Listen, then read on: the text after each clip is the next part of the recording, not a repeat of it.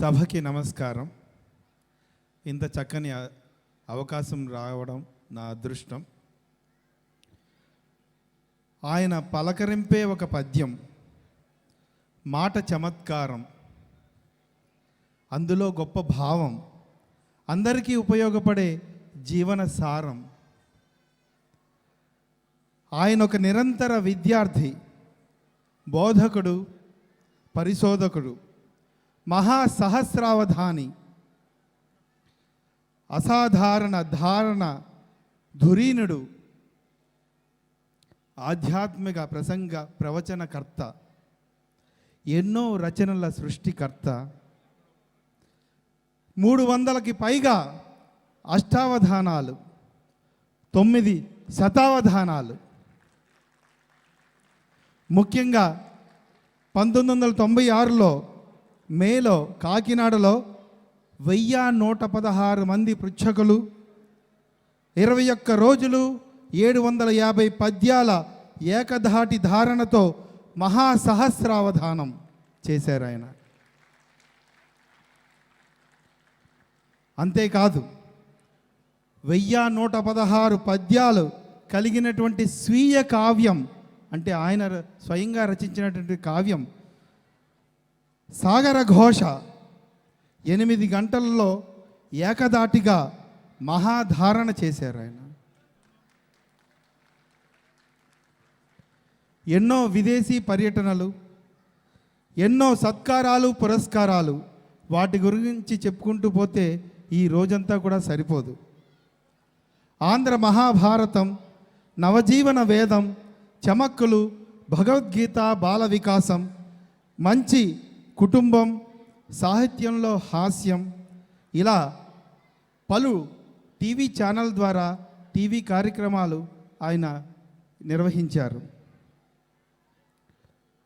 ఇంకా ఆలస్యం చేయకుండా మహాసహస్రావధాని, ధారణ బ్రహ్మ, ప్రవచన కిరీటి మన గరికపాటి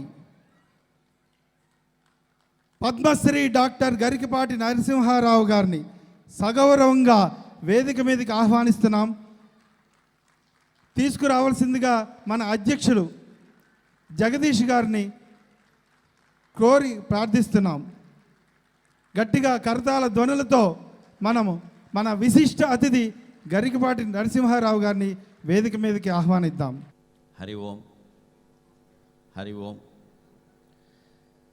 2025 సంవత్సరం ఏప్రిల్ నెల 11వ తేదీ బహ్రెయిన్ దేశంలో తెలుగు కళా సమితి ఆధ్వర్యంలో జరుగుతూ ఉన్న నవజీవన ఉగాది అనేటువంటి ప్రసంగానికి మీకు అందరికీ హృదయపూర్వకంగా స్వాగతం పలుకుతున్నాం.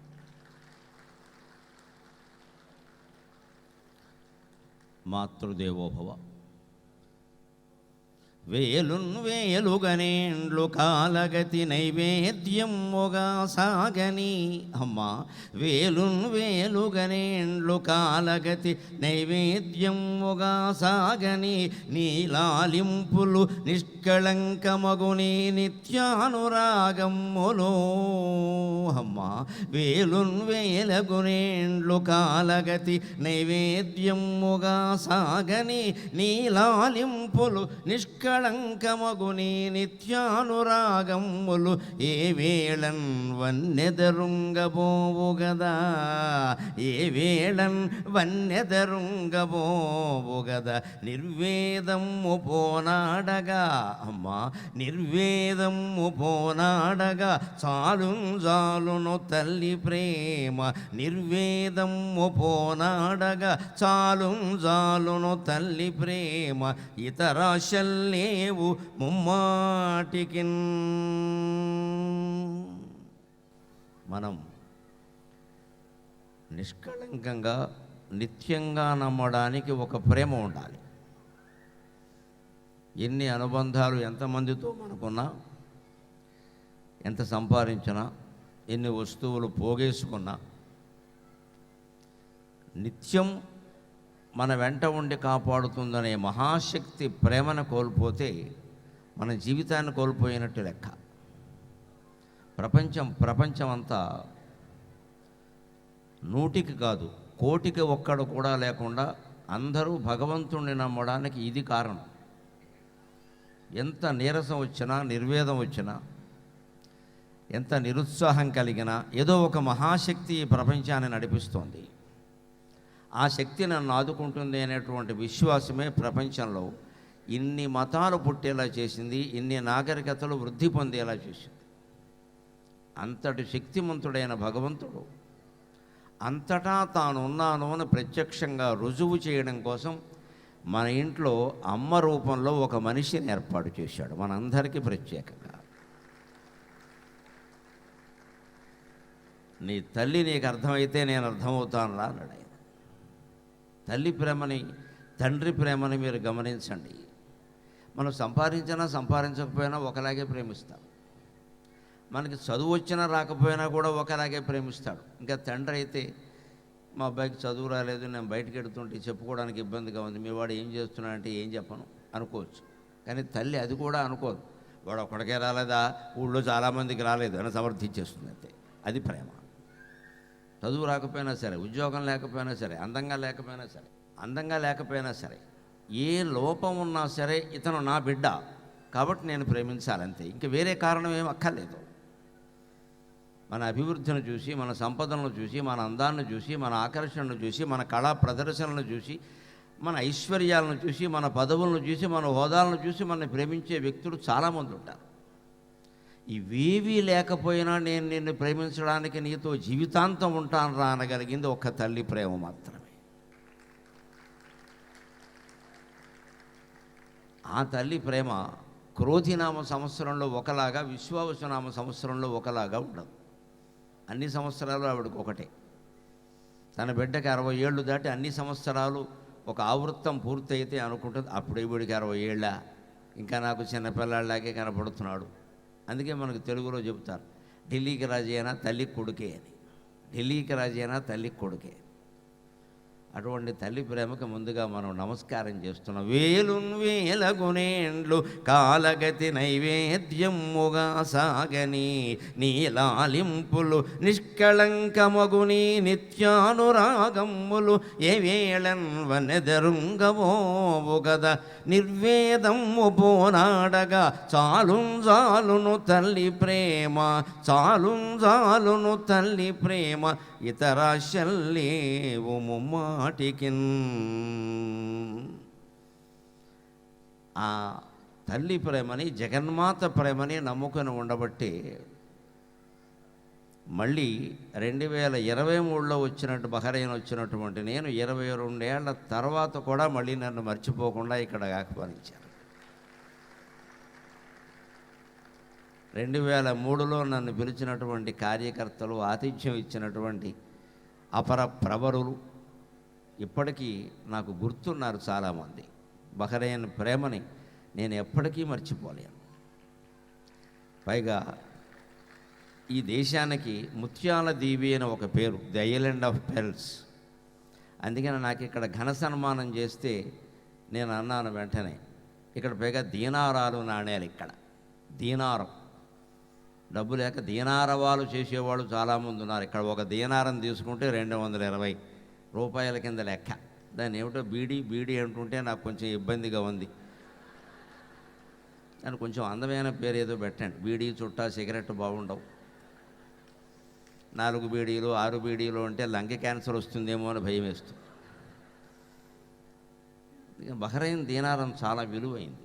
నేను వచ్చినప్పుడు అది 120 ఎంతో ఉంది, 22 ఏళ్ల క్రితం వచ్చినప్పుడు. ఇప్పుడు 220 అని విన్నాను. అటువంటి దీనారాలతోనే నాకు ఈ బహ్రెయిన్ కళ్యాణ మండపంలో అభిషేకం జరిగింది. ఒకనాడు ఎప్పుడో 15వ శతాబ్దిలో శ్రీనాథుడికి దీనార టంకాలతో అభిషేకం జరిగితే మళ్ళీ నాకు ఇక్కడ జరిగేసరికి ఒక్కసారి నాకు విదేశీ పర్యటనలు, సరస్వతీదేవి దైవాల లభించినటువంటి గౌరవాలు తలుచుకొని అమ్మవారికి నమస్కారం చేస్తూ పలుకుల తల్లికి ఒక పద్యం చెప్పాను నేను. అది మళ్ళీ నాకు ఇప్పుడు గుర్తొస్తోంది.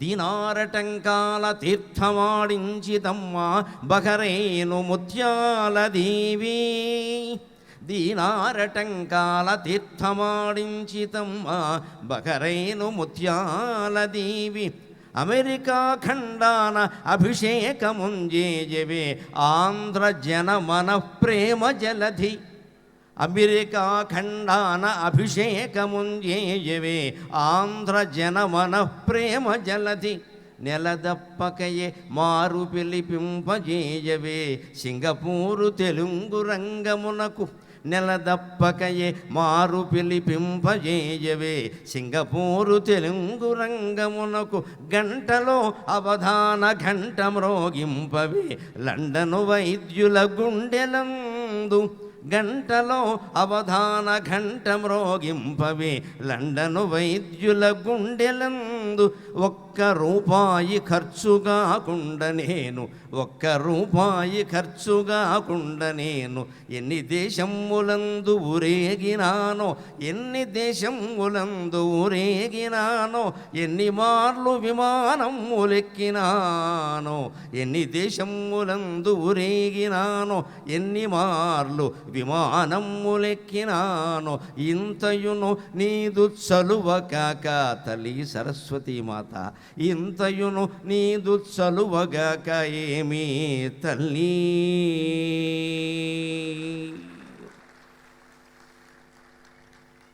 మీరు మీ చేతిలో విద్య ఉండబట్టి ఈ దేశానికి వచ్చారు. మీరు మీ చేతిలో మీ మెదడులో తెలివితేటలు ఉండబట్టి ఈ దేశానికి వచ్చారు. కష్టపడే స్వభావం ఉండబట్టి బహ్రెయిన్ ప్రజానీకం మీకు స్వాగతం పలికింది. ఉగాది సందర్భంగా మనం గుర్తు చేసుకోవాలి. ఆ సంవత్సరం పేరు ప్రభవ కావచ్చు, విభవ కావచ్చు, క్రోధి కావచ్చు, రుధిరోద్గారి కావచ్చు, అక్షయ కావచ్చు, మరోటి కావచ్చు. ఒక పేరు మనకి ఆనందం కలిగించవచ్చు, ఒక పేరు మనకి భయం కలిగించవచ్చు, ఒక పేరు మనకి కోపం తెప్పించవచ్చు. అయినా మన తెలివితేటల్ని మన విద్యని నమ్ముకుంటే ప్రపంచం అంతా మనం అభిషేకాలు అందగలమని రుజువు అవుతోంది వేళ. ఇది మనం గుర్తుపెట్టుకోవాలి. అందుకే నేను సరస్వతీ మాతకి కృతజ్ఞతలు చెప్పుకుంటున్నాను. బహ్రెయిన్లో దీనారాలతో అభిషేకం జరిగిన అమెరికాలో ఇప్పటికి 12 సార్లు పైగా వెళ్ళాను నేను. ఎప్పుడూ ఖర్చులు వారు పెట్టుకోవడమే. ఏ దేశం వెళ్ళినా నా జేబులోంచి నేను ఒక్క రూపాయి తీయలేదు. తీస్తే చెల్లదు కూడా. అవన్నీ ఇండియన్ రూపాయలు, అందుకే అవి తెస్తాను నేను. ఎవరో కూడా ఉన్నవారు పెట్టుకుంటారు. దేనికి మేము ఖర్చు పెట్టాల్సిన అవసరం లేదు. ఇంత గౌరవం జరుగుతోంది. సింగపూర్లో ఇంకా ఆశ్చర్యం నాకు. మీ దగ్గరికి రావడానికి ఒక 6 నెలల ముందు అనుకుంటా, 2002 నవంబర్లో నేను సింగపూర్ పడితే ఒక నెల తిరగకుండానే మళ్ళీ మిమ్మల్ని కోరుతున్నారండి, మీరు ఎలాగో అలా రావాలని డిసెంబర్లో మళ్ళీ తీసుకెళ్ళాను. అప్పుడు నేను చమత్కారానికి బజ్జమయ్యా. నెల తప్పకుండా సింగపూర్ వెళ్ళిన వాళ్ళు నేను ఒక్కడనే అని చెప్పేసి. నెల తప్పితే 9 నెలలు ఇంట్లో కూర్చోవాలి కదా. అందుకే నెల తప్పకుండానే మారు పిలిపింపజేయవే సింగపూరు తెలుగు రంగమునకు అన్నారు. లండన్లో ఒక సవాల్ వచ్చింది. మీ దగ్గరికి కిందసారి 2003 అక్టోబర్లో నేను వచ్చినప్పుడు లండన్ నుంచి వచ్చాను, ఇండియా నుంచి రాలా. లండన్ వెళ్ళాం. వెళ్ళినప్పుడు అక్కడ యూరోపియన్ తెలుగు అసోసియేషన్ వారు ఉన్నారు, ఈటా అని. వారు ఇక్కడేవో చాలా కార్యక్రమాలు, సంస్కృత కార్యక్రమాలు అన్నీ పెట్టుకున్నారు. అందుకని వారు ముందు అవధానం చేయమని పిలిచారు. అవధానం అంటే 2 గంటలు కనీసం ఉండాలమ్మా, 2-2.5 గంటలు పడుతుంది, మీరు అంత సమయం ఇవ్వగలరా అంటే ఇస్తామండి, పర్వాలేదన్న. కానీ అక్కడ కార్యక్రమాల ఒత్తిడి, రకరకాల పరిస్థితుల వల్ల పాపం దాని కార్యదర్శి వచ్చి నన్ను కాస్త అభ్యర్థించి, గంటలో అవధానం ముగించాలండి, ఏమనుకోకండి, చాలా ఒత్తిడిగా ఉంది, మీకు ఇదో సవాల్ అనుకోండి, చేయండి అంటే, ఏం పర్వాలేదమ్మా, ఏదో ఒక సవాల్ 10 చోట్ల చెప్పుకోవచ్చు, నేను గంటలో అవధానం చేశానని. కానీ ఏంటన్న, 1 గంటలోనే అష్టావధానం పూర్తిగా 8 మందికి 8 పద్యాలు చెప్పడం, అన్నీ ఏకధాటిగా ధారణ చేయడం, అన్నీ గంటలో పూర్తయినాయి. అది కూడా సరస్వతి కటాక్షం. ఇప్పుడు మన బిడ్డలకి మనం చెప్పాల్సిన విషయం, విద్యను నమ్ముకుంటే, తెలివితేటలను నమ్ముకుంటే, ప్రతిభని నమ్ముకుంటే ప్రపంచంలో ఏ చక్రవర్తి ముందు మనం చేయి చాపవలసిన అవసరం లేదండి. సరస్వతీ కటాక్షం ఉన్న వాళ్ళకి లక్ష్మీ కటాక్షం కూడా సంపూర్ణంగా ఉంటుందండి. ఈ విషయం పిల్లలకి చెప్పండి. ఈ విషయం పిల్లలకి మన తెలుగు జాతిలోనే చేతకాని వాళ్ళు కొందరు పుట్టించిన సామెత ఏమిటంటే, సరస్వతి లక్ష్మి అత్తా కోడళ్ళు, వాళ్ళు ఒక చోట ఉంటే ఇంకో చోట ఉండరు, అందుకే పండితుడికి డబ్బులు ఉండవు. ఈ పండితులందరూ ప్యాకెట్లాడి రకరకాల వ్యవహారాలు నడిపి డబ్బులు తగలబెట్టుకున్నారు, లేకపోతే డబ్బులు ఉండేవి బాగా. అలాగని సరస్వతీదేవి చెప్పలేదు కదా. ఏ దుర్వ్యసనం లేకుండా ఉంటే, ఏ చాపల్యం లేకుండా ఉంటే ప్రతి పండితుడు ఖచ్చితంగా చక్రవర్తిలాగా ఐశ్వర్యం అనుభవిస్తాడు, అనుమానమేలా. సరస్వతి కటాక్షం ఉంటే లక్ష్మీ కటాక్షం వెనకాల వస్తుంది. మన దగ్గర ఉన్నట్టుగా అత్తాకోడళ్ళ తగాదాలు అక్కడ ఉండవు కదా. దేవలోకానికి వెళ్ళినా ఇదే గొడవ. పైగా సరస్వతీదేవికి లక్ష్మీదేవి అత్తగారు అనడానికి ఏమిటి ఆధారం? లక్ష్మీదేవి ఏమైనా బ్రహ్మదేవుడిని ఆసుపత్రిలోకి అందే ఆధార్ కార్డు ఉందా? సరస్వతికి బ్రహ్మకి పెళ్ళి అయినట్టు మీకు ఏమైనా క్యాటరింగ్ ఉందా? కళ్యాణ మండపం ఉందా? దేవతా సంబంధాలన్నీ ఐడియాలజికల్ రిలేషన్స్, భావ సంబంధమైన విషయాలు. అవి మన ఊహకి సంబంధించిన తప్ప ప్రత్యక్షంగా నిజాలు అనుకుంటే అంతకంటే మూఢత్వం ఇంకోటి లేదు. బ్రహ్మదేవుడు సరస్వతిని పెళ్లి చేసుకోలేదు. బ్రహ్మ సృష్టి చేయాలంటే విద్య ఉండాలి. అవిద్య అంటే లేకపోవడం, విద్య అంటే ఉండడం. లేనిదాన్ని సృష్టించాలంటే విద్య ఉండాలి. అందుకని విద్యను ఆయనకి భార్యని చేశారు. అది హిందూ ఐడియాలజీ, ఒక ఐడియాలజీ. అది ఆ సృష్టి చేయడానికి ఏవి అవసరమో అవి బ్రహ్మదేవుడి చేతుల్లో, సరస్వతి చేతుల్లో ఉంటాయి. అలాగే లోకాన్ని మొత్తం నడపాలంటే ఏం కావాలి? ఒక కుటుంబం నడపాలంటే ఏం కావాలి? డబ్బు కావాలి. మరి ఒక కుటుంబం నడకానికి మనకే ఇన్ని దీనారాలు, ఇన్ని దీనారవాలు వచ్చేస్తుంటే 14 లోకాలు నడపడానికి శ్రీమన్నారాయణమూర్తికి ఎన్ని గొడవలు అవుతాయి? ఎంత డబ్బు కావాలి? అందుకని లక్ష్మీదేవిని ఆయనకి భార్యం చేశారు గొడవ లేకుండా. ఐడియాలజికల్ రిలేషన్ అంటారు దీన్ని. అందుకని లక్ష్మీ అనే ఒక కన్యను తీసుకొచ్చి శ్రీ మహావిష్ణువుని కూర్చోబెట్టి చేతులు మూతులు కలిపేసి పెళ్ళిళ్ళు చేయలేదు ఇక్కడ. అలా అర్థం చేసుకోకూడదు పురాణాన్ని. పురాణం అంతా సింబాలిక్, తాత్వికంగా ఉంటుంది. ఆ తత్వాన్ని అర్థం చేసుకో. అలాగే శివుడు, ఆయన మొత్తం కంపెనీ మూసేస్తాడు. ఆయన డ్యూటీ అది. బ్రహ్మ సృష్టిస్తాడు, విష్ణువు నడిపిస్తాడు. ఈ నడిపించిన కంపెనీ మొత్తం శివుడు మూసేస్తాడు. మూసేయాలంటే మహాశక్తి కావాలి. అప్పులు తీర్చాలి, ముందు చేసిన అప్పులను తీర్చాలి. ఒక కంపెనీ మూసేయాలంటే దివాళా తీసినట్టు దొంగ ప్రకటన ఇవ్వాలి, ఐపీ పెట్టడం అంటారు, నానా గొడవ. ముందు విదేశాలు వెళ్ళిపోవాలి, దొరకకూడదు, గొడవలన్నీ ఉన్నాయి. సృష్టి అనే సంస్థను మూసేయాలన్న మహాశక్తి కావాలి. ఎందుకంటే ఇది పంచభూతాత్మకమైన సృష్టి. ఈ సృష్టిలో ముందు ఆకాశాద్ వాయుర్వాయోరగ్ని అగ్నేరాపకాభ్య పృథివీభ్యో అన్నం సవాయేష పురుషోన్నరసమయక ఇత్యుపనిషతు అని వేదం ఎప్పుడో లక్షల ఏళ్ల క్రితం ఈ సృష్టి ఎలా ఏర్పాటైందో నిరూపణ చేసింది. ఆ ఏర్పాటునే నాసా కేంద్రం వారు సహా సమస్త సైనిక వైజ్ఞానిక కేంద్రాలు నిరూపణ చేశాయి. అది హిందూ ధర్మం గొప్పతనం, అది వేదం గొప్పతనం. కొన్ని లక్షల ఏళ్ల క్రితం చెప్పింది, సన్నాసులారా సృష్టిలో ఏర్పడిందని. ఇప్పుడు మళ్ళీ వీళ్ళు గొట్టాలు గొడుగులు పెట్టి కోట్లు ఖర్చు పెట్టి చెబుతున్నది ఏమిటంటే అదే విషయం. ఇంకో కొత్త విషయం ఏం చెప్పట్లా. భారత జాతిగా, హైందవ జాతిగా మనం గర్వపడాల్సిన విషయం సృష్టికి పూర్వం ఏమిటో చెప్పింది మనం, సృష్టి తర్వాత ఏమిటో చెప్పింది మనం, సృష్టి ఎలా నడుస్తుందో చెప్పింది మనం. సూర్యుడు తూర్పును ఉదయించినట్టే విజ్ఞాన సూర్యుడు కూడా ప్రపంచంలో తూర్పునే ఉదయించాడు ఖచ్చితంగా. ఆ విజ్ఞాన సూర్యుడిని మనం అందించాలి జనానికి. అలా ఏర్పడిన సృష్టి. దీన్ని మళ్ళీ పంచభూతాల్లో కలిపేయాలంటే భూమి నీరులో కలవాలి, నీరు అగ్నిలో కలవాలి, ఈ 3 కలిపి వాయువులో కలవాలి, ఆ 4 కలిపి ఆకాశంలో కలవాలి, ఆ 4 కలిపి భగవంతుడిలో పరమాత్మ తేజస్సులో కలవాలి. ఇంత కలపాలంటే ఎంత శక్తి కావాలి? అందుకని ఆదిపరాశక్తిని శివుడికి భార్యని చేశారు. ఇది త్రిమూర్తుల యొక్క రహస్యం. అంతేగాని వాళ్ళు 3 అపార్ట్మెంట్లు తీసుకుని ఎక్కడో ఒక చోట కాపరాలు పెట్టారని కాదు అక్కడ దానికి అర్థం. అందుకని లక్ష్మీ సరస్వతి అత్తాకోడళ్ళు కాదు. అనవసరపు సంబంధాలు అంటకట్టద్దు. అత్తాకోడళ్ళు అయినంత మాత్రాన అందరూ దెబ్బలాడుకోవాలని ఏం లేదు. అత్తాకోడళ్ళు చాలా సఖ్యంగా ఉండడం నేను భారతదేశంలో చూశాను. 3 రోజులుగా బహ్రెయిన్లో కూడా చూస్తున్నాను నేను. కోడలు ఎప్పుడు మా దగ్గర, మేము ఇప్పటికి 5-6 ఇళ్ళు తిరిగాం. దేవుడు పల్లకి తిప్పినట్టు నన్ను తిప్పారు. ఒక ఇంట్లోనే ఉన్నా 5-6 ఇళ్ళు తిప్పారు. సరే, తిప్పినందుకు పోయిందేమో, దండాలు పెట్టారు, సత్కారాలు చేశారు, అది వేరే విషయం. ఏ ఇంట్లోనూ ఏ కోడలు అత్తగారి మీద నేరం చెప్పలేదు ఇంతవరకు. మేము ధన్యులం అనుకున్నాను నేను.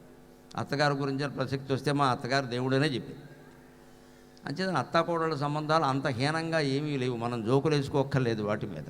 ఇవాళ మానవత్వం పరిమళిస్తోంది, సంబంధాలన్నీ మారుతున్నాయి. ఆ సంబంధాలని మరింత మెరుగు చేసుకోవడం ఎలాగో మనకి ఉగాది తెలియజేస్తుంది. ఇప్పుడు మీరు లోపలికి వస్తూ చిన్న కప్పులో అక్కడ పచ్చడి పెట్టారు, తిన్నారు, చాలా బాగుంది ఆ పచ్చడి. అది మీరు ఆలోచించండి ఒక్కసారి. అందులో 6 రుచులు ఉన్నాయి: తీపి, కారం, చేదు, వగరు, ఉప్పు, పులుపు. దీన్ని పచ్చడి అన్నారు. నాకు ఎప్పటికీ ఆశ్చర్యమే. పచ్చడి అంటే అన్నంలో కలుపుకోవాలి కదా. వంకాయ పచ్చడి కలుపుకుంటాం, కొబ్బరికాయ పచ్చడి కలుపుకుంటాం, టమోటా పచ్చడి కలుపుకుంటాం. ఉగాది పచ్చడి కూడా అన్నంలో కలుపుకోడే అంత అజ్ఞాన్ని ఇంతవరకు చూడలేదు. ఉగాది పచ్చడి కలుపుకుని అన్నం తినేవాడిని. అలాగని పచ్చడి తినకుండా ఉంటాడంటే తినడు, ముందు అదే తింటాడు. ఉగాది నాడు ప్రారంభంలో అదే. ఇంకా విచిత్రం, మళ్ళీ 364 రోజుల్లో ఎప్పుడూ ఉగాది పచ్చడి తినడు, ఈ ఒక్కరోజే తింటాడు. అంటే ఖచ్చితంగా దీని వెనకాల ఏదో ఉందన్నమాట. పచ్చడి అనే మాటకి అది ప్రసాదం కాదు. ఉగాది పచ్చడి ఎవరు కళ్ళకద్దుకుని తినరు. ఉగాదికి దేవుడు లేడు, కాలపురుషుడే దేవుడు. నువ్వు ఏ దేవుడు గుళ్ళోకి వెళ్ళినా ఇబ్బంది లేదు, ఇంట్లో కూర్చొని ధ్యానం చేసుకున్నా పర్వాలేదు. కానీ ఉగాది పచ్చడి ఎందుకు తినడం? సంవత్సరం ఇలా నడుస్తూ ఉన్నప్పుడు సంవత్సరం అంతా నువ్వు ఎలా గడపాలో తెలియజేయడమే పచ్చడి సందేశం. 6 రుచులు కలిపి అద్భుతం చేసి పరగడుపున పెట్టు పచ్చడి ఇది. 6 రుచులు కలిపి అద్భుతం చేసి పరగడుపున పెట్టు పచ్చడి ఇది. కలిపి కొట్టవయ్యా కావేటి రంగయ్య, కలిపి కొట్టవయ్యా కావేటి రంగయ్య. అందరొకటి అన్ని ఒకటి కలిపి కొట్టవయ్య కావేటి రంగయ్య. అన్ని ఒకటే తెలుగులందరొకటే. మనుషుల్లో కూడా చేదు మనుషులు ఉంటారు. పూర్తిగా చేదు కాకపోయినా కొంచెం వగరగా ఉండేవాళ్ళు ఉంటారు. తీపి మనుషులు చాలామంది ఉంటారు. ఇవాళ తీపిగా ఉన్నవాళ్ళే రేపు కారం మంట ఎక్కిస్తారు. మనకి అరికాలు మంట నష్టాలకి ఎక్కుతుంది. బిడ్డ చిన్నప్పుడు తల్లి గుండెల మీద పడుకుని ఆడుకుంటూ ఉంటే వాడు తంతు ఉన్నా సరే తల్లికి తండ్రికి ఆనందంగా ఉంటుంది. పసిబిడ్డగా ఉన్నప్పుడు నాన్న నీ మీద గుర్రం ఎక్కుతా అంటే గుర్రం బొమ్మ కొనమంటే గుర్రం బొమ్మ ఎందుకురా, నేనే గుర్రం అవుతా నీకోసమని తండ్రి తాత కూడా గుర్రాలై ఆ పసిపిల్లాన్ని నెత్తి మీద ఎక్కించుకొని గుర్రంగా ఇలా ఊరేగిస్తారు. వాడు దెబ్బ కొడుతూ ఉంటాడు కూడా గుర్రాన్ని కొట్టినట్టే. ఇది చాలా ఆనందంగా ఉంటుంది. తర్వాత ఈ కుర్రాడే ఓ 25 ఏళ్ళు అయిన తర్వాత మనకి పెద్ద తలనొప్పి కింద పరిమళించాక మనం చిన్నప్పుడు వీడికి గుర్రమైనందుకు మనం గాడిదయ్యామరా ఇప్పుడు అనుకుంటాం మనం ఖచ్చితంగా. ఇదే చేదు. జీవితంలో చేదంటే ఇదే. వాడు తీపి అనుకుని పెంచాం, వాడు కారం అయ్యాడు, అరికాళ్ళు మంట నషడానికి ఎక్కింది. వీడు ఇంత వాడవుతాడని అనుకున్నామా, ఇంత వాడవుతాడని పెంచడం మానేసామా, మన పని మనం చేసాం. అంచేత తీయగా ఉండాలనే పెంచుతామండి పిల్లల్ని. వాళ్ళు కారం అవ్వచ్చు, చేదు అవ్వచ్చు, ఉప్పు అవ్వచ్చు, పులుపు అవ్వచ్చు, పెద్ద సరుపు అవ్వచ్చు, పుండులాగా. ఎవరు చెప్తారు దాన్ని? దీనికి సహించడం, దీనికి సిద్ధంగా ఉండడమే ఉగాది పచ్చడి. అందుకే ఉగాది పచ్చడి సారాంశం ఏమిటంటే ఈ 6 రుచులు రోజు మన భోజనంలో ఉండేలా చూసుకోవాలి. మనం చేసే భోజనంలో తీపి ఉండాలి ఖచ్చితంగా. షుగర్ ఉంటే ఎక్కువ తీపి తినొద్దన్నారు, కానీ ఏ డాక్టరు మొత్తం తీపి మానేయమని ఎవడు చెప్పలేదండి. డాక్టర్లు కూడా తింటారు నాకు తెలుసు. అంత భయపడి చచ్చిపోక్కర్లేదు. మరీ అంత ఎక్కువ వద్దన్న, ఏదో ఒక తీపి కొంచెమైనా ఓ బెల్లం ముక్కైనా ఉండాలి, కాస్త వెయ్యాలి. అది అలవాటు పడితే క్రమంగా షుగర్ తగ్గి మన శరీరమే దానికి అలవాటు పడుతుంది. రోగానికి మందేదే. ప్రతిదానికి భయపడడం మొదలు పెడితే ఏమీ చేయలేము జీవితంలో. అందుకని వంటలో తీపి ఉండాలి. చారులోనైనా ఓ బెల్లం ముక్క వేయాలి. అలాగే కారం కూడా ఉండాలి. చారులో మిరపకాయలు ఉంటాయి, మిరపకాయలు తినాలి. మిరపకాయ బజ్జీ తినమంటే మిరపకాయ బజ్జీయే తినాలి. కొందరు హరివీర భయంకర పరాక్రములు ఉంటారు. మిరపకాయ బజ్జీలు వేయించుకుని మిరపకాయ తీసేసి ఆ శనగపిండి తింటాడు. నమస్కారం పెట్టాలి వీడికి నోబెల్ శాంతి బహుమతి ఇవ్వాలి. నువ్వు మిరపకాయ బజ్జీ తినే దమ్ము లేనప్పుడు తినడం మానే, దాన్ని అవమానించకూడదు. శనగపిండి తినడం ఏంటి? శనగపిండి తింటానంటే ఒట్టిపిండి కలుపుకొని తిని, మిరపకాయ ఎందుకు అంటే దమ్ము లేదనమాట. దానికి మళ్ళీ అందులోకి చట్నీలు గిట్నీలు నంచుకోకూడదు. మిరపకాయ బజ్జీ యాజ్ ఇట్ ఈజ్ ఉన్నది ఉన్నట్టు తినగలిగిన వాడే సరైన మొగాడు, సరైన ఆడది. 4 మిరపకాయ బజ్జీలు తిన్నప్పుడు సంసారం ఎందుకు పని లేక. కారం ఉండాలి, కాస్త కారం తినాలి. కారం తింటే కోపం రాదు. కోపం ఉన్నవాడు కూడా కారం తినచ్చు, అది వేరే విషయం. కారానికి కోపానికి ఏం సంబంధం లేదు. కారం తిన్నది అరిగేలా చేస్తుంది. కారం నొప్పులు, మోకాళ్ళ నొప్పులు సహా అన్ని రకాల నొప్పులకి మందు కారం. కారం రుచి పుట్టేలా చేస్తుంది. కారం రక్త ప్రసారాన్ని సరిగ్గా అయ్యేలా చేస్తుంది. డయాలసిస్ జోలికి మనం వెళ్లకుండా ఉండాలంటే కారం తినాలి. అలాగే చేదు, కాస్త కాకరకాయ వేపుడు, కాకరకాయ కూర అప్పుడప్పుడైనా తినాలి. నాకు చేదు అస్సలు పడదు. జీవితంలో చేదు వస్తే ఎలా భరిస్తావు మహానుభావ? కూర తినలేని వాడివి, కూర తినలేని వాడివి. అందుకే మన తెలుగు వాళ్ళు ఒకటి కనిపెట్టారు, కాకరకాయ కూర చేస్తారు, బెల్లం వేసి కాకరకాయ కూర అంటారు. విచిత్రమైన సంపర్కం. తెలుగువాడు ఒక్కడికే తెలిసి కాంబినేషన్. అంటే పిల్లాడు చేదు తినలేడు కాబట్టి బెల్లం వేసిన తల్లి. కానీ ఎంత బెల్లం వేసినా కాకరకాయ. అది గుమ్మడికాయ బెల్లం వేసిన కూరలా ఉండదు, కాకరకాయ కూరలాగే ఉంటుంది. అంటే నీకు అంత చేదు భరించలేకపోతే కాస్త తీపి కలుపుకోరా. జీవితంలో ఏదైనా చేదైన ఘట్టం ఎదురైతే కాస్త తీయటి తెలుగు పద్యం ఏదైనా చదువుకుని ఈ ఘట్టాన్ని ఆ పద్యంతో కలిపి ఆస్వాదించరా అని చెబుతున్నామమ్మా మనం ఉగాది పచ్చడి ద్వారా. ఖచ్చితంగా చేదును కానీ, తీపిని కానీ, కారాన్ని కానీ దేన్ని మనం పనిగట్టుకుని ఏమి ఆహ్వానించం. జీవితంలో వస్తూ ఉంటాయి. వాన వచ్చినట్టే, వెలుగు వచ్చినట్టే, ఎండ వచ్చినట్టే, చీకటి వచ్చినట్టే అన్నీ వస్తూ ఉంటాయి. అవి అలవాటు కావాలంటే చేదు తినాలి. వగరు, లేత మామిడి పిందెలు వగరుగా ఉంటాయి, ఉసిరికాయ కొంచెం వగరుగా ఉంటుంది, వెలక్కాయ కొంచెం వగరుగా ఉంటుంది. అప్పుడప్పుడు వెలక్కాయ పచ్చడి తినాలి. గొంతు పోతుంది. నువ్వు విన పెద్ద సింగర్వా? ఇప్పుడు గొంతు పోతే ఏమైంది? ఇప్పుడు నీకు గొంతు పోతే 2 రోజులు భార్యాభర్త సుఖంగా ఉంటారు, ఒకరితో ఒకళ్ళు మాట్లాడుకోరు, ప్రశాంతంగా ఉంటుంది ఇల్లు. గొంతు పోవడమే మంచిది. గొంతుంటే ఊరికే అరుస్తూ ఉంటాడు ఈయన. అందుకని అప్పుడప్పుడు ముఖ్యంగా భార్యతోనో భర్తతోనో తగాదా వచ్చిన 2 రోజులు గొంతు పోతే ఇల్లు ప్రశాంతంగా ఉంటుంది, హాయిగా ప్రశాంత నిలయంలా ఉంటుంది. ఇలా భయపడకూడదు, చేదు వగరు తినాలి. అలాగే ఉప్పు పులుపు, ఇవాళ భయపడి ఉప్పు మానేశారు, కారం మానేశారు. ఉప్పు మానేమని ఎవడో చెప్పాలి, ఎక్కువ వేసుకోవద్దు అన్నారు. అసలు ఉప్పు ఎక్కువ వేసుకోవద్దని చెప్పక్కల, ఎక్కువ వేసుకుంటే ఎవడో తినలేడండి, కషాయం ఎలా తింటాడు? అందుకని ఉప్పు ఉండాలి. ఉప్పు లేకపోతే ఒప్పదు రుచులకు అన్నారు. ఎంత గొప్పగా పదార్థం చేసినా మీరు ఉప్పు లేకపోతే అది అయిపోయినట్టే లెక్క. తగుమాత్రంగా ఉండాలి. ఆ ఉప్పు రుచిని కాదు శక్తిని కూడా కలిగిస్తుంది. ఉప్పు తినకపోతే నీరసం వస్తుంది. అంతేకాక పులుపు, చింతపండు పులుపు, ఇవాళ చాలామంది భయపడిపోతారు దానికి. చింతపండు పులుపు ఉండాలి. పళ్ళు పులుస్తాయి పులవని, మళ్ళీ తీపి తింటే తగ్గుతాయి. పెద్ద విషయం కాదు ఇక్కడ. ఎందుకంటే పళ్ళు పులిసిపోయే కదా, ఒళ్ళంతా పులిసిపోయే సంఘటనలు జీవితాల్లో చాలా జరుగుతాయి. అటువంటి వాటిని తట్టుకోవాలంటే చింతపండు తినాలి, అది చారులో వేసుకోవాలి. ఇది 6 రుచులు కలిపి అద్భుతముగా చేసి పరగడుపున పెట్టు పచ్చడి ఇది పరగడుపున. ఇది చాలా గొప్ప మాట, తెలుగువాడే పుట్టించిన మాట. పరగడుపున అంటే ఏమీ తినకుండా అని అర్థం చెబుతారు మనవాళ్ళు. అంటే ముందు ఈ 6 తిన్నాకే నువ్వు ఏదైనా తినడం అలవాటు చేసుకో. అంటే ఈ 6ంటికి తీపి, కారం, చేదు, వగరు, ఉప్పు, పులుపు అనే 6 నువ్వు తినడం అలవాటు చేసుకుంటే జీవితంలో దేన్నైనా అనుభవించగలవు, ఆస్వాదించగలవు. అంటే జీవితానికి సంసిద్ధుల్ని చేయడం అంతా ఉగాది పచ్చడిలో ఉంది. అది ఏడాది మొదటి రోజున మనం సంసిద్ధుల్ని చేస్తే ఏడాది మొత్తం దానికి తట్టుకుని ఉండగలుగుతాం. 6 రుచులు కలిపి అద్భుతముగా చేసి పరగడుపున పెట్టు పచ్చడి ఇది కలిపి కొట్టవయ్య కావేటి రంగయ్య అన్నీ ఒకటే తెలుగులందరొకటే. ఇక్కడ బహ్రెయిన్ దేశంలో ప్రత్యేకంగా మీరు తెలుగువారు ఎందుకు ప్రశాంతంగా ఉండగలుగుతున్నారో నేను ఇదివరకు చూశాను, ఇప్పుడు చూశాను. ఇక్కడ రాజులకి మత సామరస్యం చాలా ఎక్కువ, చాలా ఎక్కువ. మీరు చాలా సామరస్యం ఉండేటువంటి దేశంలో వారి వేషంలో వారు వచ్చి మన ధర్మాన్ని గురించి పార్లమెంటు సభ్యులు కీర్తించేటువంటి దేశంలో ఉన్నారు. మీరు అదృష్టవంతులు, మీరు అదృష్టవంతులు. నేను ఆ పార్లమెంటు సభ్యులు నవాబు గారు మాట్లాడుతుంటే చాలా శ్రద్ధగా విన్నాను. నేను ఎంత ఓపికగా, అసలు ముందు నేను ఆయనకు ఒక నమస్కారం పెట్టాను. ఎందుకంటే అంతసేపు నిలబడ్డారు ఓపికగా ఆయన. నాకు కుర్చీ ఎందుకే లేదు, నేను కూర్చోవద్దనే. MP of this parliament. మన దగ్గర చేసి చూడండి, ఒక ఎమ్మెల్యేకి కానీ ఒక సర్పంచ్ కానీ కుర్చీ ఇవ్వకుండా మొత్తం కురుక్షేత్ర యుద్ధం అయిపోతుంది అక్కడ. సాయంకాలానికి టీవీలో వార్త వస్తుంది, ప్రోటోకాల్ గొడవ, ఏమిటో కాల్. అందరం ప్రజాసేవకులమే. నిజమైన ప్రజాసేవ అంటే ఏమిటో ఇక్కడికి వచ్చిన 2 అధికారుల నుంచి, ఆ వినోద్ గారి నుంచి, ఆ పార్లమెంటు సభ్యుల నుంచి మనం నేర్చుకోవాలి. నిజంగా 11 గంటల ప్రాంతంలో వారిని వేదిక మీదకి పిలుస్తుంటే నేను అనుకున్న కుర్చీలు లేవి. సరే ఎక్కువ మంది ఉన్నారు, కష్టం కదా, మళ్ళీ ఇవన్నీ తీయాలి, ఇదో పని. కానీ వేదిక మీద చాలా తతంగా నడిచింది. అందరినీ పరిచయం చేశారు, గౌరవ సభ్యులందరూ, కమిటీ సభ్యులందరినీ నిలబెట్టారు, అందరికీ పుష్పగుచ్చాలు ఇచ్చారు, చాలువా చెప్పారు, అయిపోయిన 2-3 అక్కడ మాట్లాడారు.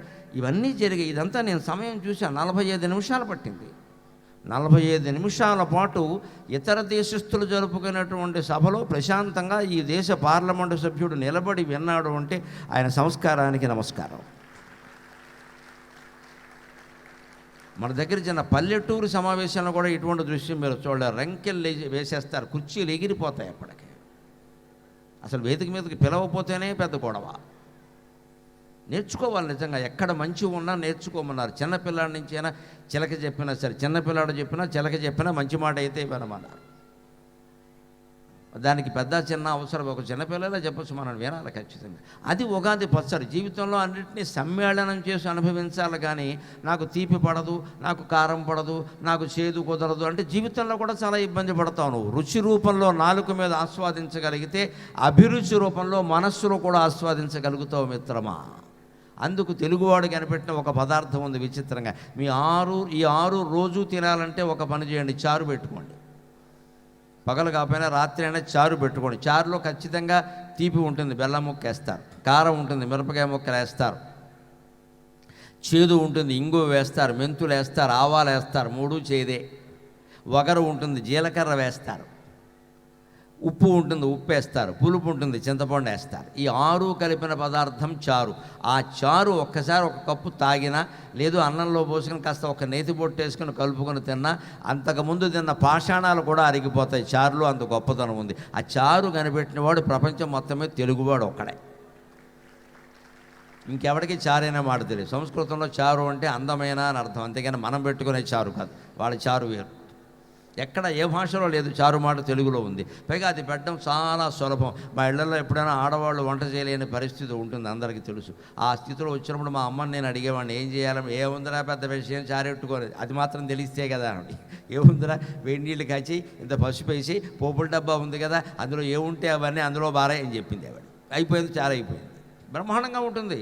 చారుతో కేజీ బియ్యం అన్నం తినచ్చు, కడుపుకు కూడా మంచిది.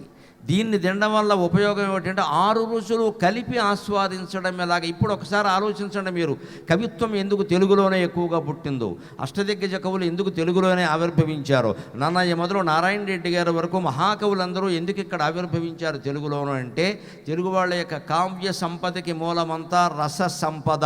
అదంతా మన రుచిలో ఉంది, మన భోజనాల్లో ఉంది, మనం పెట్టుకునే ఆవకాయలో ఉంది, మనం పెట్టుకునే గోంగూర పచ్చడిలో ఉంది.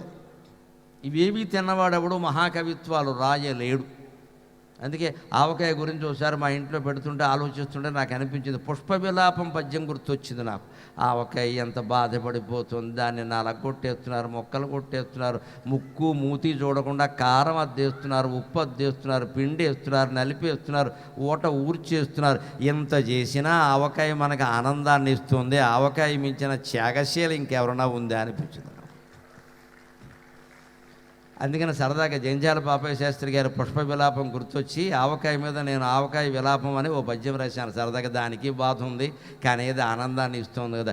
ఉప్పు కారాలు గుప్పి మా ఉసురు తీసి, ఉప్పు కారాలు గుప్పి మా ఉసురు తీసి, గుండెలను చీల్చి ముక్కలు కోసి కోసి, గుండెలను చీల్చి ముక్కలు కోసి కోసి, పీకుచుందురు చీకుచుందురు పళ్ళతో పీకి మమ్ము, చీకుచుందురు పళ్ళతో పీకి మమ్ము, ఉప్పు కారాలు గుప్పి మా ఉసురు తీసి, గుండెలను చీల్చి ముక్కలు కోసి కోసి, చీకుచుందురు పళ్ళతో పీకి మమ్ము, అకటా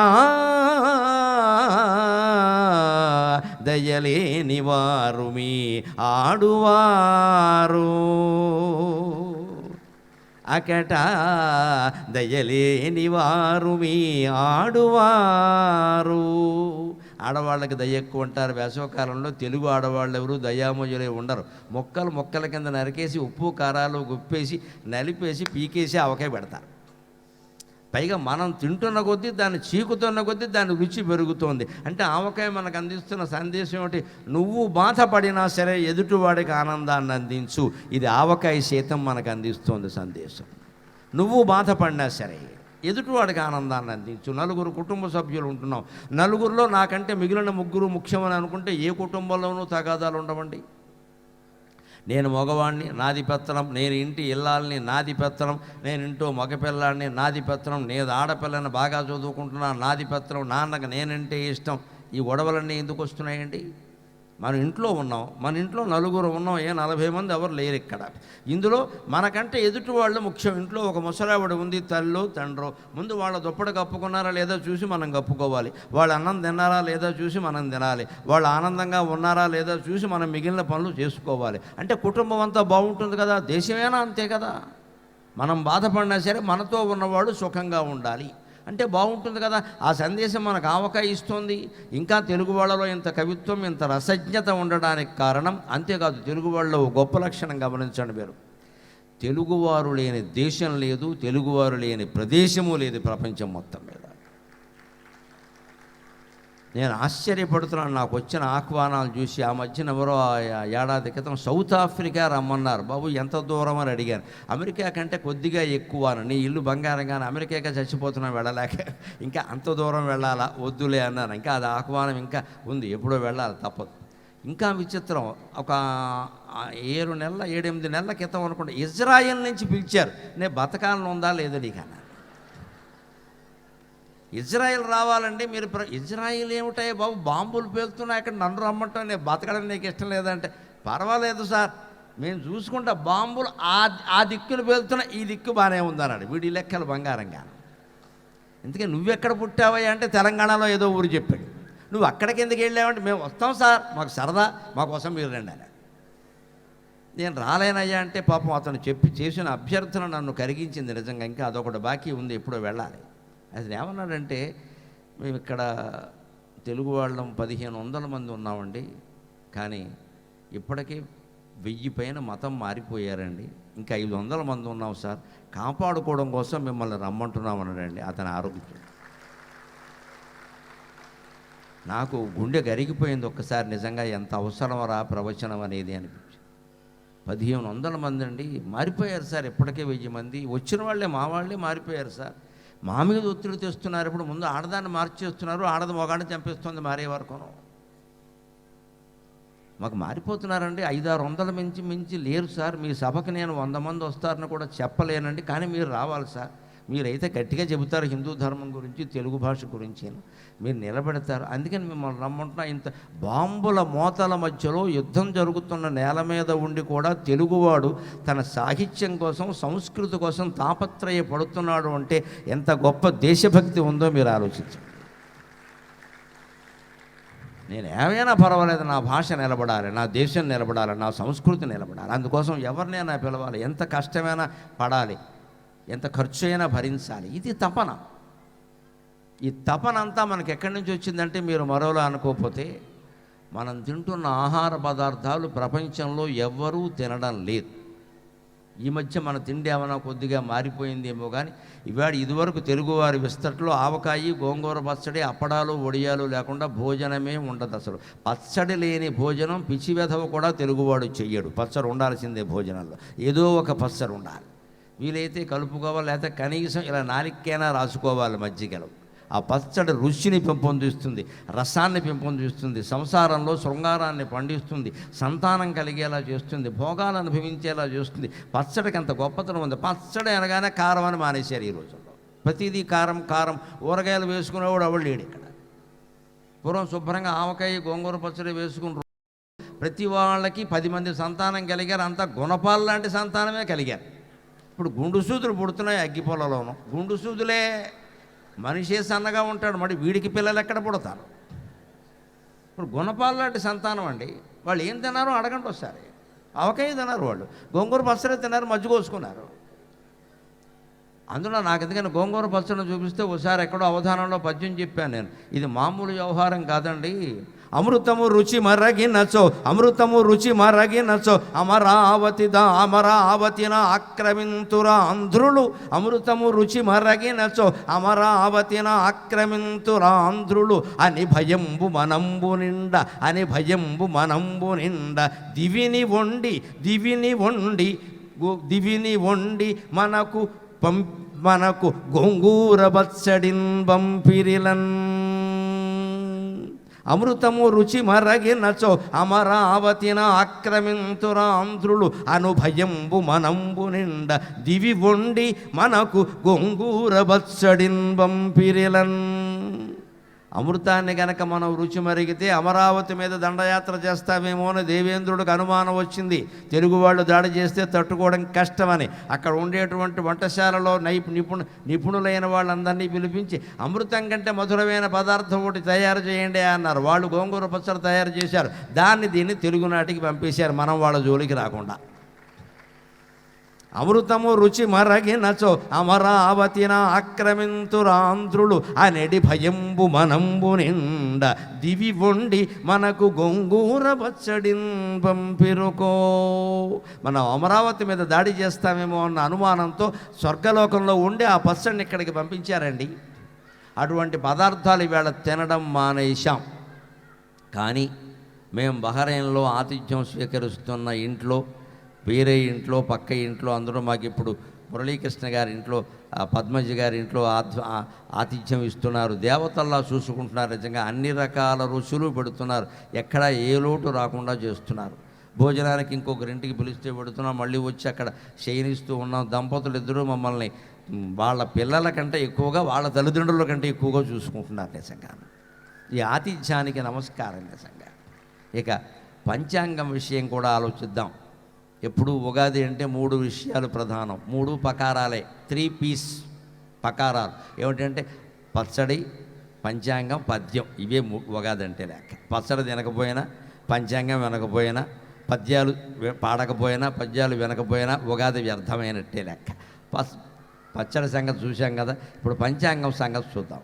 పంచాంగం శాస్త్రీయం, తెలుగువారి పంచాంగం శాస్త్రీయం. ఈవేళ కంప్యూటర్లు ఏవీ లేని రోజుల్లో కూడా పూర్వకాలం బ్రాహ్మణులు సిద్ధాంతులు కేవలం వేళ్ల మీద లెక్కపెట్టి జాతకాలు చెప్పేవారు. కాగితాల మీద గీయడం కూడా వారికి అంతగా తెలియదు. గురుడే స్థానం, శుక్రుడే స్థానం అంటే వెంటనే మనస్సులోనే లెక్కగట్టి చెప్పేసేవారు. అప్పుడు కూడా సూర్యగ్రహణాన్ని, చంద్రగ్రహణాన్ని గంటలు కాదు, నిమిషాలు కాదు, సెకండ్లు సహా చెప్పగలిగినటువంటి ఏకైక జాతి తెలుగు జాతి పంచాంగం విషయంలో. తెలుగువారి పంచాంగం చాలా శాస్త్రీయం. అది మనకిప్పుడు చైత్రమాసం అని పేరు పెట్టాం. కారణం, ఇవాళ చతుర్దశి, తెల్లారితే పూర్ణిమ, రేపు నక్షత్రం మీరు గమనించండి, హస్త ఉత్తర హస్త చిత్రా నక్షత్రం నాడు పూర్ణిమ వస్తుంది ఖచ్చితంగా.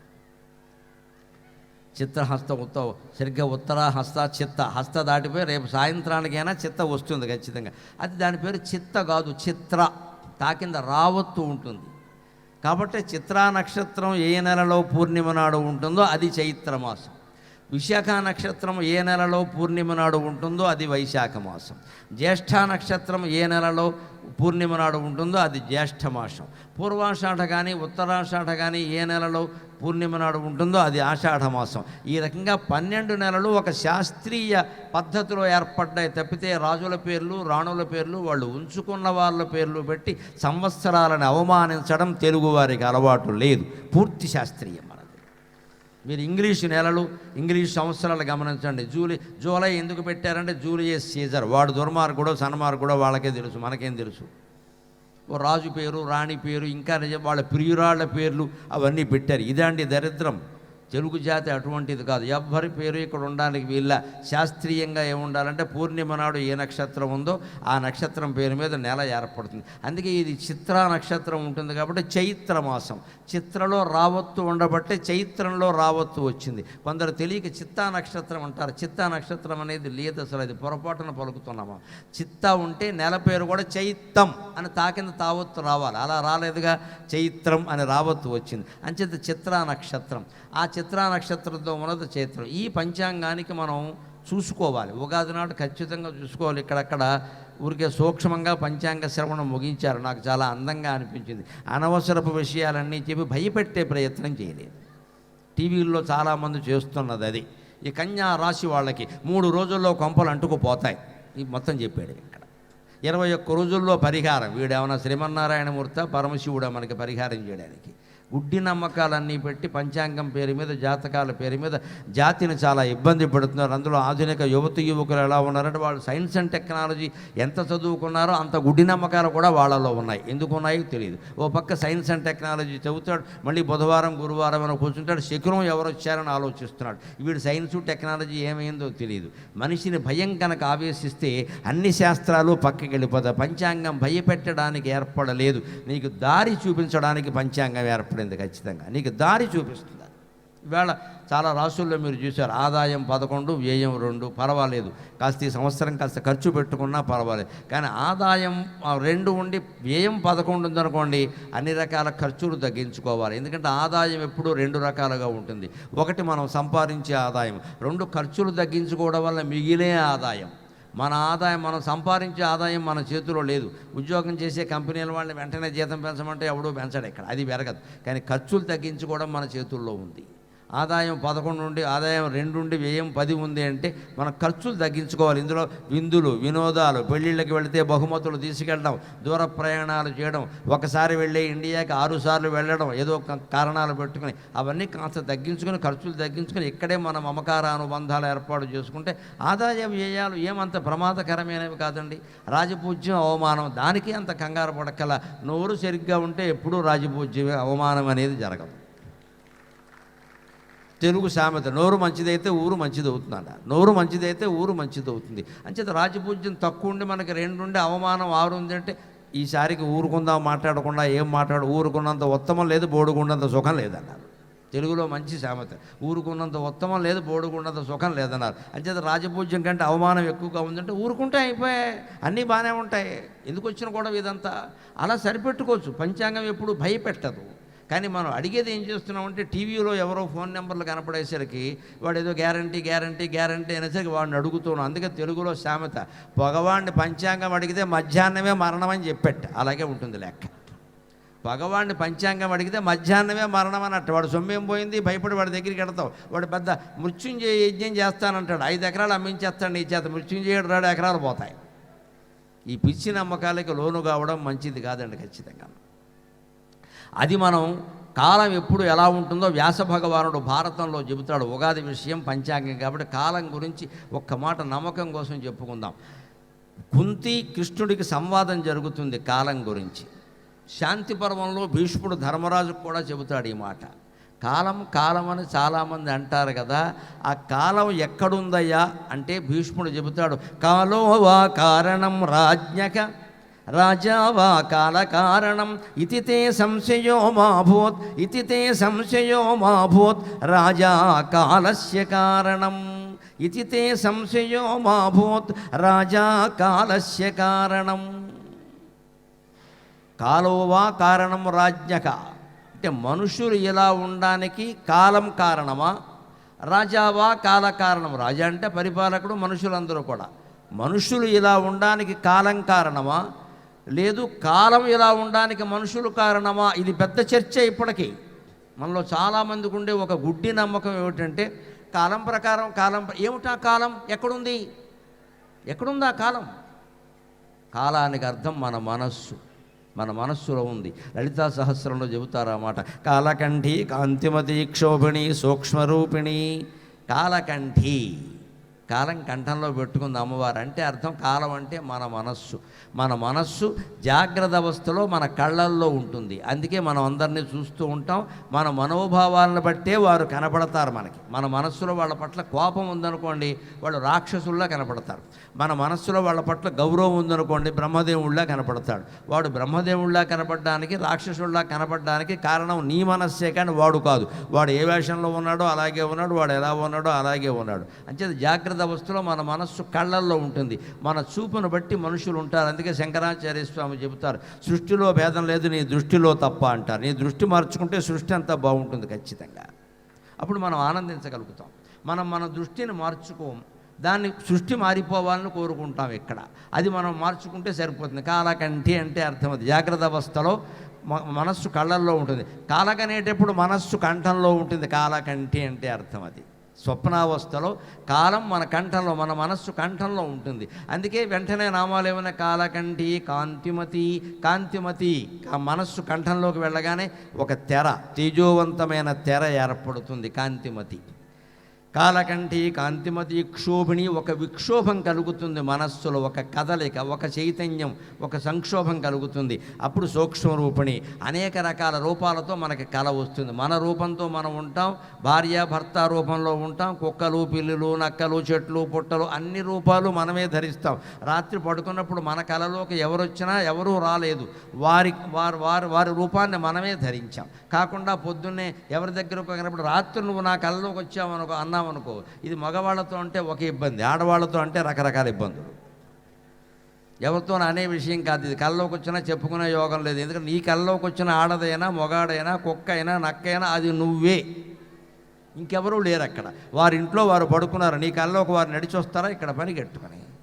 ఇది అర్థం చేసుకుంటే ప్రపంచమంతా అర్థమవుతుంది. ఒక మనిషి పడుకుని కలగని తానే మొక్కై, తానే కొక్కై, తానే చెట్టై, తానే పుట్టై, తానే ఆడదై, తానే మొగాడై, బ్రహ్మాది దేవతలు తానై, సమస్త పుణ్యక్షేత్రాలు తానై, శ్మశానం కూడా తానై, ఒక కలగని ఒక పావుగంట సేపు కిందపడి మీదపడి సుఖపడి నష్టపడి అనేక రకాల పొంది మళ్ళీ మేలుకొని మామూలుగా ఉండడం నిజమైనప్పుడు శ్రీమన్నారాయణమూర్తి క్షీరసాగరంలో శయనించి ఈ ప్రపంచమంతా తానై, తానే దేవతలై, తానే రాక్షసులై, తానే మానవ మానవులై, మానవుల్లో మళ్ళీ తానే స్త్రీలై, తానే పురుషులై, తానే చరాచర జీవరాశులై ఈ సృష్టి మొత్తం నడిపిస్తున్నాడు అంటే పక్కా నిజమండి, పక్కా నిజమండి, ఇందులో అబద్ధమే లేదు.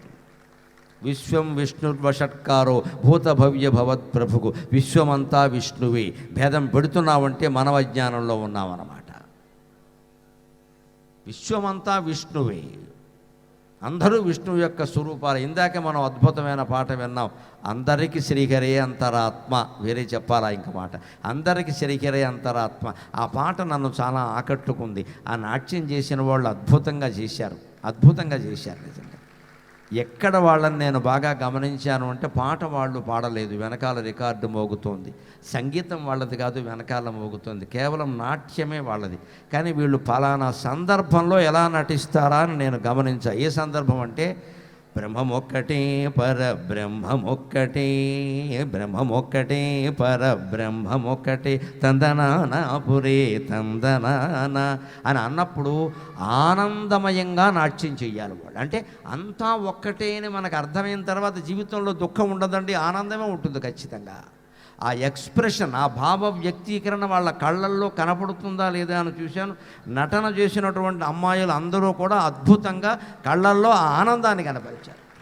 మేమంత గొప్ప తెలుసుకున్నాం, మేమంత గొప్ప సత్యం తెలుసుకున్నాం, ఆనందం ఆనందం, అంతా ఒకటేట, అంతా ఒకటేట, ఏ భేదం లేదు. నాతో చదువుకునే అమ్మాయికి నాకు భేదం లేదు. దానికి ఎక్కువ మార్కులు వస్తే నాకు ఎక్కువ మార్కులు వస్తాయి, ఏదైతే ఏమి అది సుఖపడితే నేను సుఖపడితే అంతా ఒకటే. దాని దగ్గర డబ్బు ఉంటే నా దగ్గర డబ్బు ఉంటే అంతా ఒక్కటే, అంతా ఒకటే. ఈ అంతా ఒక్కటే అన్న భావన మాత్రమే జ్ఞానం. అది మాత్రమే మన ఆనందంగా ఉంచగలుగుతుంది.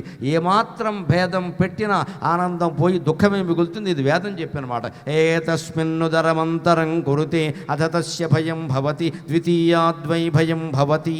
భయం ఎందుకు ఏర్పడుతోందంటే రెండోది ఉంది కాబట్టి. రెండోది లేదు, అంతా ఒక్కటే అని తెలుసుకోగలిగితే భయం అనేది ఉండదు. అందుకే వేదంలో ఏతస్మిన్ను దరమంతరం కురితే, ఈ మొత్తం సృష్టిలో దరం, దరస్వల్పే స్వభ్రే అంటారు అమరకోశంలో. అంటే దర అంటే స్వల్పం, దరహాసం అంటారు, చిరునవ్వు అంటారు. దర అంటే చిరు. అందుకని ఏమాత్రం కొంచెం భేదం నువ్వు ఎదురు మనిషికి నీకు, ఈ మైకుకి నీకు, ఈ మంచినీళ్ళ సీసాకి నీకు, దేనికైనా సరే నువ్వు భేదం చూసావు అనగానే వెంటనే అహంకారం వచ్చింది, మమకారం వచ్చింది, భేదం వచ్చింది, కోపం వచ్చింది, మాత్సర్యం వచ్చింది, అనేక రకాల భావాలు వచ్చాయి. భేదం చూడకపోతే అంతా ఒక్కటే. ఆ అంతా ఒక్కటే అనేటువంటి మాట అంత ఆనందాన్ని కలిగిస్తుంది. అదే వేదం చెప్పింది మనకి. అకమన్నమకమన్నమకమన్నం అకమన్నాదో అకమన్నాదో అకమన్నాదక అహగ్గుశ్లోకృత హగ్గుశ్లోకృత హగ్గుశ్లోకృతు. ఇది వేదంలో ఉన్నమాట. ఋషి ఇంద్రుడు తపస్సు చేసి ఏం తెలుసుకున్నాడంటే అకమన్నమకమన్నమకమన్నం, ఈ అన్నం నేనే, ఈ అన్నం నేనే అని తెలుసుకున్నట్ట. అకమన్నాదో అకమన్నాదో అకమన్నాదక, ఈ అన్నం తింటున్నది కూడా నేనే అని తెలుసుకున్నట్ట. అది ఎలా సాధ్యమండి? వాళ్ళ దగ్గర కూర్చున్నాం, పళ్ళెల్లో అన్నం పెట్టారు, తినే అన్నము మనము ఒకటే అయితే తినడం ఎందుకండి? పని లేక మనలాగే ఉండొచ్చు కదా. మామూలుగా ఇది అర్థం కాదు. అందుకే స్థూలం ఎప్పుడూ ద్వైతం, సూక్ష్మం అద్వైతం. సూక్ష్మంలో గడితే తప్ప విషయాలు తెలియవు. ఇంద్రుడు ఏం తెలుసుకున్నట్ట? అన్నము నేనే, అన్నం తినేది నేనే. అన్నం తినేవాడు అన్నము ఒకటేనా అంటే తనని తానే తింటున్నాడా? ఎస్, 100% కరెక్ట్, 100% నిజం. మనల్ని మనమే తింటున్నాం, తింటున్నది మనమే, తినబడుతున్న పదార్థము మనమే. ఈ అన్నం లోపలికి వెళ్ళింది, అదే రక్తంగా మారింది, అదే మాంసంగా మారింది, అదే కండరాలుగా మారింది, అదే ఎముకలుగా మారింది, అదే కొవ్వుగా మారింది, అదే సర్వావయవాలుగా మారింది. ఇప్పుడు అన్నం నీ శరీరం అయిందా లేదా? నువ్వంటే నీ శరీరమే కదా. అంచేత అన్నం నువ్వు ఒక్కటే కదా మిత్రమా. అందుకే మన ఉపనిషత్ సంప్రదాయంలో దేహాన్ని అన్నమయ కోశం అంటారు. అన్నమయ కోశం ఏమిటి? పులిహోరమయ కోశం, మిరపకాయ బజ్జీ మయ కోశం, గోంగూర పచ్చడి కోశం అనొచ్చు కదా, కుదరదు. అన్నమయ కోశం. అన్నం అంటే ఆహారం, కేవలం రైస్ కాదు, అన్నం అంటే ఆహారం. అందుకని ఇంద్రుడు తపస్సు చేసినప్పుడు ఆయనకి ఏం తెలిసిందంటే వేదంలో చెప్పిన మాట అది. ఎందుకు తెలిసిందంటే ఆశ్చర్యం, అన్నం నేనే, అన్నం తినేవాడిని నేనేనా? ఇదేమిటి? ఇంకా భేదం ఎక్కడుంది? భేదం లేనప్పుడు తగాదా ఎక్కడుంది? తగాదా లేనప్పుడు ఇన్ని రాజ్యాలు, ఇన్ని దేశాలు, ఇన్ని రాష్ట్రాలు, ఇన్ని కొట్లాటలు, ఇన్ని భాషలు, ఇన్ని మతాలు, ఇన్ని కులాలు అవసరమా? లేదే, నేను అజ్ఞానంలో ఉన్నా. బ్రహ్మం ఒక్కటే పరబ్రహ్మమొక్కటే, తందనానా పురే తందనానా బళే తందనానా పురే తందనానా. ఈ పాటలో ఇంత అర్థం ఉందండి. ఆ అర్థాన్ని ఆ చివర చేసిన నృత్యంలో ఆనంద నృత్యం రూపంలో చేశారు. ఆ చిన్నపిల్లలకి నేను ఆశీస్సులు అందిస్తున్నాను. నాట్యం నేర్పితే అలా నేర్పాలి. నాట్యం ఎప్పుడు కళ్ళల్లో అభినయించాలి, కళ్ళల్లో. ఒళ్ళంతా అభినయించకూడదు. ఒళ్ళంతా అభినయించడాన్ని ఆంగికాభినయం అంటారు. మాటల్లో అభినయిస్తే, వ్యక్తం చేస్తే వాచికాభినయం అంటారు. ఆంగికాభినయం కంటే, వాచికాభినయం కంటే అత్యుత్తమమైనది సాత్వికాభినయం. సాత్వికాభినయం కళ్ళల్లో మాత్రమే ఉంటుంది, కళ్ళ ద్వారా. పూర్వకాలం సావిత్రి, దేవిక, అంజలీదేవి మొదలైన నటీమణులను మీరు గమనించండి. ఎస్వి రంగారావు గారు, రామారావు గారు, నాగేశ్వరరావు గారు వంటి నటులను మీరు గమనించండి. వాళ్ళు కళ్ళల్లో వ్యక్తం చేశారు. ముఖ్యంగా స్త్రీలు, నటీమణులుగా ఉన్న స్త్రీలు, ప్రధానంగా అభినేత్రి సావిత్రి, ఆవిడ భావాలన్నీ కళ్ళల్లో వ్యక్తం చేసేది. మనిషి కదలదు. మనిషి కదిలాడు ఎక్కువ అంటే వాడికి నటన చేత కాదని అర్థం. మనిషి కదలకూడదు. పాట పాడేవాడు అసలే కదలకూడదు. నన్ను మన్నింతురు కాక. కదులుతున్నావంటే నీకు పాడటం చేత కాదన్నమాట. నిలబడిన చోటే ఉండాలి. పీసూసీల పాట పాడుతుంది, నాకు ఇప్పటికే ఆశ్చర్యం. అరెరెరెరెరెరెరెరెరెరెరె ఎట్టాగ ఉన్నాది ఓలమ్మి. నాకు ఆశ్చర్యంగా ఉంటుంది. 24 సార్లు నాలిక మడత తిప్పింది, కానీ ఆవిడ డ్యాన్స్ చేయాలి స్టేజి మీద. పాడేవాళ్ళు ఎందుకు నాట్యం చేస్తారో నాకు అర్థం కాదు. పైగా దీనివల్ల నష్టం ఏమిటంటే గొంతు పాడైపోతుంది, పాడలేరు. ఒక చోట నుంచుని పాడితేనే పాడతా. నేను ఈ ఉపన్యాసాన్ని కూర్చుని ఇవ్వడం వేరు. స్టేజ్ అంతా తిరుగుతూ చిన్న మైకు పట్టుకుని హావభావాలు ఒలకపోస్తూ గంతులు వేస్తే మధ్యలో పద్యాలు మర్చిపోతాం. ఉపన్యాసం ఇచ్చేవాడు కూర్చోవాలి, పాడేవాడు నిలబడాలి. కావాలంటే కాగితం ఎదురుగా పెట్టుకోవాలి. అది కూడా కావాలంటే కంఠస్థం చేస్తే మరీ మంచిది. సంగీతానికి అనుగుణంగా పాడాలి. అందుకని పాడేవాడు గంతులు వేస్తున్నాడు అంటే వాడికి పాడడం చేత కాదనమాట. నీ ఆంగికాభినయంతో అది ఎవరు చేస్తారు? సినిమాలో నటన చేసిన వాడు చేస్తాడు. పాడేవాడు చేయాల్సిన పని ఏముంది? కొన్ని వేల పాటలు పాడాడు, ఘంటసాల ఎగరలేదే. కొన్ని లక్షల పాటలు పాడింది శివశివశిల, ఎగరలేదే. పైగా అరెరెరెరెరెరెరెరెరెరెరెరె ఎన్నిసార్లు మడత తిప్పిందండి ఈవిడిల్లు బంగారంగాను. నేను బెంగళూరులో మన ఎక్కడో వేదిక మీద మేము ఇద్దరం కలిస్తే నా ఉపన్యాసం కోసం ఆవిడ కార్యక్రమం అయిపోయినా సరే ఉంది ఆవిడ. నా ఉపన్యాసం మొదలవుతుంటే ఆవిడ వేదిక మీదకి వస్తే ఆవిడ నాకు నమస్కారం చేయబోతుంటే, తప్పమ్మా పాపం, మీరు వయస్సులో పెద్దవారు, కళలో పెద్దవారు, నాకు తల్లి లాంటి వారని నేనే ఆవిడికి పాదాభివందనం చేశాను. నేను పరవశించిపోయింది ఆవిడ. నా తల్లి లాంటి వారమ్మా, మీరు నాకు నమస్కారం, మీకు నేను అభిమానిని. ఎన్ని పాటలు పాడారు మీరు. భక్త ప్రహ్లాదుల పాటలు మీరు, లీలగారు కలిపి పాడిన పాటలు ఏమిటి? అసలు ఆవిడని అడిగా అప్పుడే, ఈ అరేరేరేరేరేరేది వంకర తిరగకుండా ఎలా పాడారో అన్న. వంకర ఎందుకండి, నాలిక వంకర తిప్పితే సరిపోతుంది కదా అండి ఆవిడ. ఇది నేర్చుకోవాలి. ఏది వంకర తిరగాలో అది తిరగాలి, కానీ బతుకంతా వంకర తిరగాల్సిన పనేం లేదు ఇక్కడ. స్థిరంగా ఉండడం, నిలబడడం, ఇది ధైర్యం. అప్పుడు కళ బ్రహ్మాండంగా ఉంటుంది, దానికి తగినట్టుగా ఉంటుంది అది. అంచేతను ఎప్పుడు మనం గుర్తుపెట్టుకోవలసింది, కాలానికి కారణం అంటే మనస్సు కళ ఏర్పడుతుంది. అందరూ విశ్వమంతా ఒకటే, అంతా ఒకటే అని నువ్వు గ్రహిస్తే ఆనందాన్ని వ్యక్తం చేస్తావు. అదే ఆనందాన్ని వాళ్ళు వ్యక్తం చేశారండి అక్కడ. అలా అంతా ఒక్కటే అనేటువంటి జ్ఞానం పొందడమే మనకి. మళ్ళీ పచ్చడిలో గడదాం, 6 రుచులు కలిపాం, అన్నీ ఒక్కటే. తీపి లేదు, కారం లేదు, చేదు లేదు, ఉప్పు లేదు, పులుపు లేదు, వగరు లేదు, అన్నీ ఒక్కటే. ఇదే తెలుగు వాళ్ళ యొక్క జ్ఞానం. అంతా ఒక్కటే, అంతా ఒక్కటే అనే జ్ఞానం పొందగలిగితే చాలు. ఇక్కడే మనం ఒక మాట చెప్పుకుందాం.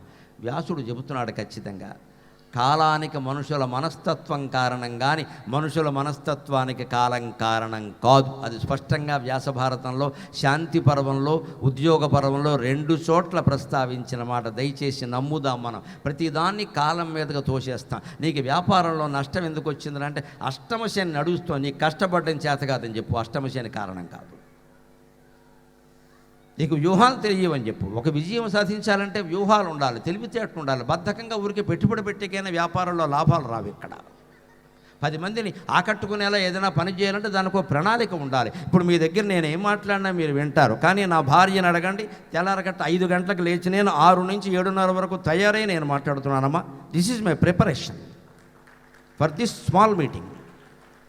1.5 గంట ఉపన్యాసం కోసం నేను వెతుక్కోగలను. నాకు తోచినవన్నీ చెప్పొచ్చు, కానీ 26 అంశాలు నేను రాసుకున్నాను, పద్యాలు కానీ శ్లోకాలు కానీ. దీనికోసం నాకు 2 రోజులు తయారవడానికి సమయం దొరకల. కానీ అందుకని తెల్లరగట్ట నేను 6ంటికి లేద్దామని 5ంటికే లేచా. నేను లైట్ వేస్తాను, నువ్వేమనుకోకుండా నువ్వు లేవద్దని ఆవిడకి చెప్పేసా ముందే. నేను 5ంటికి లేచి స్నానం కూడా చేసి 6:30కి సంధ్యావందనం చేసుకుని అప్పుడు 7:30, 8 వరకు తయారై అందులోంచి ముఖ్య అంశాలు 15, 16 రాసుకుని అవి నా నోటుకు వచ్చేలా కంఠస్థం చేసుకుని అప్పుడు 9:30కి నేను మురళీకృష్ణ గారికి కనబడ్డా, నేను రెడీ అండి అని. This is the preparation at the age of 66, 66 ఏళ్ల వయస్సులో. బాధ్యత. మన ఎంతో ఖర్చు పెట్టుకుని పిలిచారు, మన కోసం లక్షలు ఖర్చు పెట్టారు కార్యకర్తలు, భార్యతో సహా తీసుకొచ్చారు, అఖండమైన సత్కారాలు చేస్తున్నారు. వారి సభను రక్తికట్టింపు చేయడం మన బాధ్యత.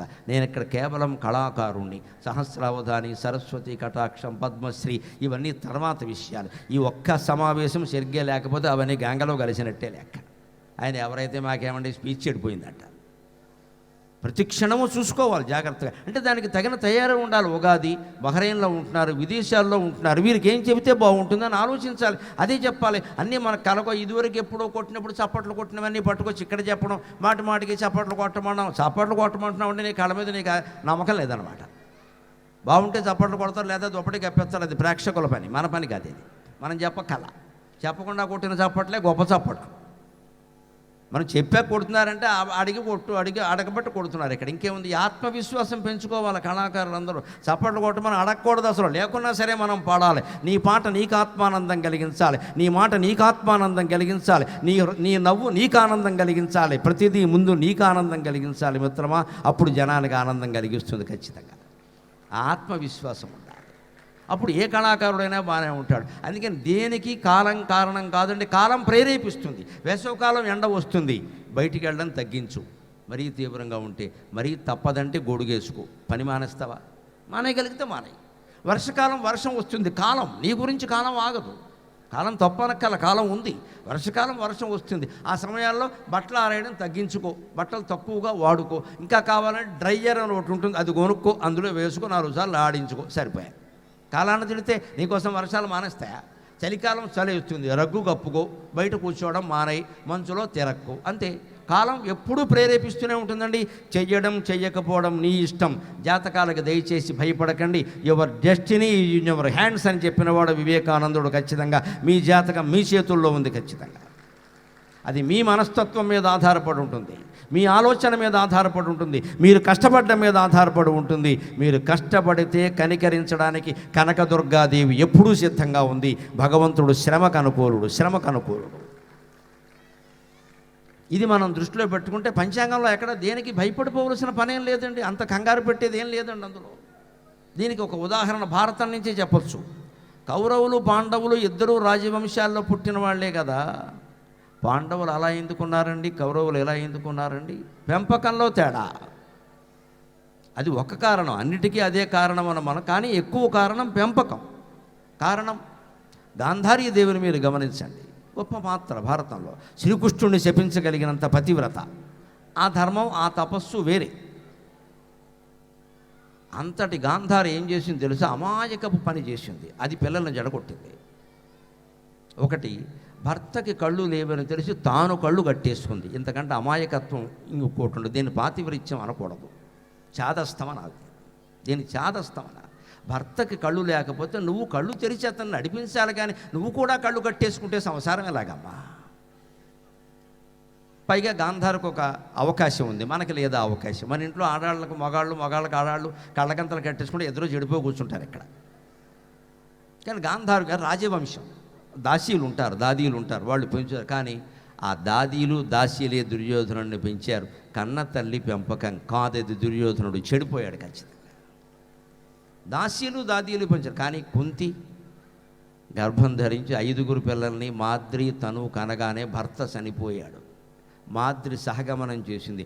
5 పిల్లల్ని తన చేతులతో పెంచింది. తల్లి తన చేతులతో పెంచితే పిల్లలు పాండవుల్లా ఉంటారు. ఎవరికో పెంపకానికి వదిలేసి డే కేర్ సెంటర్లో వారేస్తే కౌరవుల్లా ఉంటారు. ఏం చెయ్యాలో ఆలోచించుకోవాలి. ఇప్పుడు కాలమా కారణం, మనమా? మన బుద్ధి కారణం. గాంధారి బుద్ధి కారణం. పైగా ఆవిడ గర్భం ధరించగానే అప్పటికే కుంతికి ధర్మరాజు పుట్టాడు అని తెలిసింది.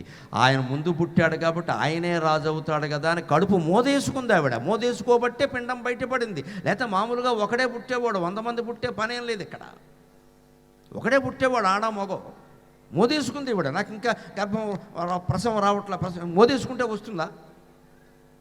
కనీసం అప్పట్లో సిజేరియన్ ఆపరేషన్లు కూడా లేవు, అందుకని బతికింది గాంధారి. లేదా ఓ కోత కోసి పారేసేవారు, మంచి ముహూర్తం చేసి ఇప్పుడు అదే చేస్తున్నారు అందరూ. మన వాళ్ళే పిల్లల్ని పుట్టించేస్తున్నారు ముహూర్తాల ప్రకారం. దానికి మళ్ళీ జాతకాలు నమ్ముతారు, ముహూర్తాలు నమ్ముతారు, వీళ్ళే కోసేస్తారు. అంటే నీకు నువ్వు లెక్క, జాతకం లెక్క, ఏదో ఒక లెక్క ఉండాలి కదా. తెక్కుంటే ఎలాగా? నీకు నిజంగా జాతకం మీద నమ్మకం ఉంటే, పుట్టిన పలానా నక్షత్రంలో పుట్టినవాడు గొప్పవాడు అవుతాడని నమ్మకం ఉంటే సిజేరియన్ ఒప్పుకోవడానికి వీళ్ళు వాడిని పుట్టని, సహజంగా పుట్టని, దానికి సిద్ధంగా ఉండు. నువ్వు ముహూర్తం పెట్టి నువ్వు కోయించేస్తావు, వాడు గొప్పవాడు అవుతాడు. అంటే నువ్వు బ్రహ్మదేవుడి కంటే గొప్పవాడివి, నీకు నమస్కారం. నువ్వు ఎందుకు జాతకాన్ని నమ్ముతున్నావా లేదా అంటే, మనం అంతా సగం నమ్ముతాం, సగం నమ్మవండి. ఈ అజ్ఞానం నుంచి బయటపడాలి. జాతకం ప్రకారం జరిగింది జరుగుతుందంటే మనం సిద్ధంగా ఉండాలి కదా, దాన్ని మార్చేద్దామని చూస్తే అలాగా. కుంతి చాలా కష్టపడి భర్త లేని పిల్లల్ని, మాద్రి సవతి కూడా తోడు లేనటువంటి పిల్లల్ని 5గురిని నెత్తి మీద పెట్టుకుని పెంచింది. పాండవులు ఎంత ధర్మానికి కట్టుబడి ఉన్నారో అందరికీ తెలుసు. గాంధారి భర్త కోసం ఏదో త్యాగం చేసినట్టుగా కూర్చుంటే, భర్తకి చేసిన సేవ లేదు. ఇంత చేస్తే పక్కన కూర్చోవడం, ఆయన కాఫీ తాగినప్పుడు ఈయన కాఫీ తాగడం, ఆవిడ నడవమంటే ఈవిడ నడవడం, ఆవిడ దండం, ఆయన ఎవరైనా ఆశీర్వదిస్తే ఈవిడ కూడా ఆశీర్వదించడం తప్పితే చేసింది ఏమీ లేదు ఇక్కడ. ఆ పాటికి దానికి కళ్ళకంతలు తీసి పారేసి ఆ పిల్లల్ని ఆవిడ పెంచుకుంటే అద్భుతంగా తయారయ్యేవాళ్ళు ఖచ్చితంగా. కన్న తల్లి పెంపకానికిను క్యాష్ తీసుకుని పెంచేవాళ్ళ పెంపకానికి చాలా తేడా ఉంటుందండి. ఇక్కడ బహ్రెయిన్లో నేను ఈ మాట గర్వంగా చెబుతున్నా. నేను ఉన్న ఇల్లు సహా ఈ 2 రోజుల్లో నేను ఒక 7-8 గృహాలు తిరిగాను. ఎక్కడైనా సరే తల్లులే స్వయంగా పిల్లల్ని పెంచుతున్నారండి, తల్లులే వంట వండుతున్నారండి. భర్త 5:30కి బయలుదేరి వెళ్ళాలి అంటే 4 గంటలకి 3:30కి ఆ ఇల్లాలు లేచి భర్తకి పిల్లలకి అందరికీ వంట సిద్ధం చేసి పెట్టడం నేను చూసి, అటువంటి ఇంట్లో ఉన్నందుకు చాలా ఆనందిస్తున్నాను నేను. ఇది పెంపకం, ఇది బాధ్యత. ఇప్పుడు ఆలోచించండి, ఆడ మగ అందరూ ఉద్యోగాలు విరగజేసేసి సంపాదించుకోవడం ప్రధానమా, ఉన్న 2 పిల్లల్ని చక్కగా పెంచుకోవడం ప్రధానమా? ఏది కావాలి మనకి? ఇన్ని కోట్లు సంపాదించిన తర్వాత పిల్లలు చెడిపోతే చేసేదేముందండి? గాంధారి సంతానంలాగే తయారవుతారు ఖచ్చితంగా. ఇంట్లో ఉండి పెంచుతున్నారు. ఈ పెంపకంతో పాటుగా నేను మాట చెబుతా. వేదిక మీద నాట్యం చేశారు కొందరు, చాలా బాగా చేశారు. కొందరు ఇంకాస్త ప్రయత్నం చేస్తే బాగుండు అనిపించింది. ఆ ప్రయత్నం చేయించడానికి మనం ఏం చేయాలంటే, వాళ్ళకి భాష బాగా నేర్పాలి. ఇంట్లో తెలుగే మాట్లాడాలి అనే నిబంధన పెట్టుకోండి. బహ్రెయిన్లో కూడా తెలుగు వికసిస్తుంది ఖచ్చితంగా, బహ్రెయిన్లో కూడా వికసిస్తుంది. బళ్ళో ఎలాగూ ఇంగ్లీషు వాళ్ళ భాషలో ఏవో తప్పవు బయటికి వెడితే, ఇంట్లో తెలుగే మాట్లాడాలి. తల్లి తండ్రి పూర్తిగా తెలుగులోనే మాట్లాడుతూ పిల్లలు కూడా అలాగే మాట్లాడాలో చేస్తే ఆ భాషలోనే వాళ్ళ తెలివితేటలను పెంపొందించవచ్చు. అన్నం తినకపోతే వాళ్ళు ఏం చేస్తున్నారండి? ఫోన్ ఇచ్చేస్తున్నారండి. ఇంకా మీ దగ్గర తక్కువమ్మా. నేను ఇండియాలో చూస్తున్నా, ఘోరంగా ఉంది పరిస్థితి. కడుపులోంచి బయటపడగానే వెంటనే ఫోన్, అంతే. కడుపులోంచి బయటపడగానే ముందు బహుమతి ఏంటంటే ఫోన్. ఇంకా వాడు బాగుపడతాడా? కానీ పూర్వం ఎలా పెంచేవారు పిల్లల్ని అంటే, అప్పుడు కూడా తల్లులు ఉన్నారు, పెంచారు కదా. ఏమని? ముద్ద పెట్టేవారు నోట్లో. ముద్ద తింట కదా, ముద్ద ఏమి ముద్ద, పప్పు ముద్ద.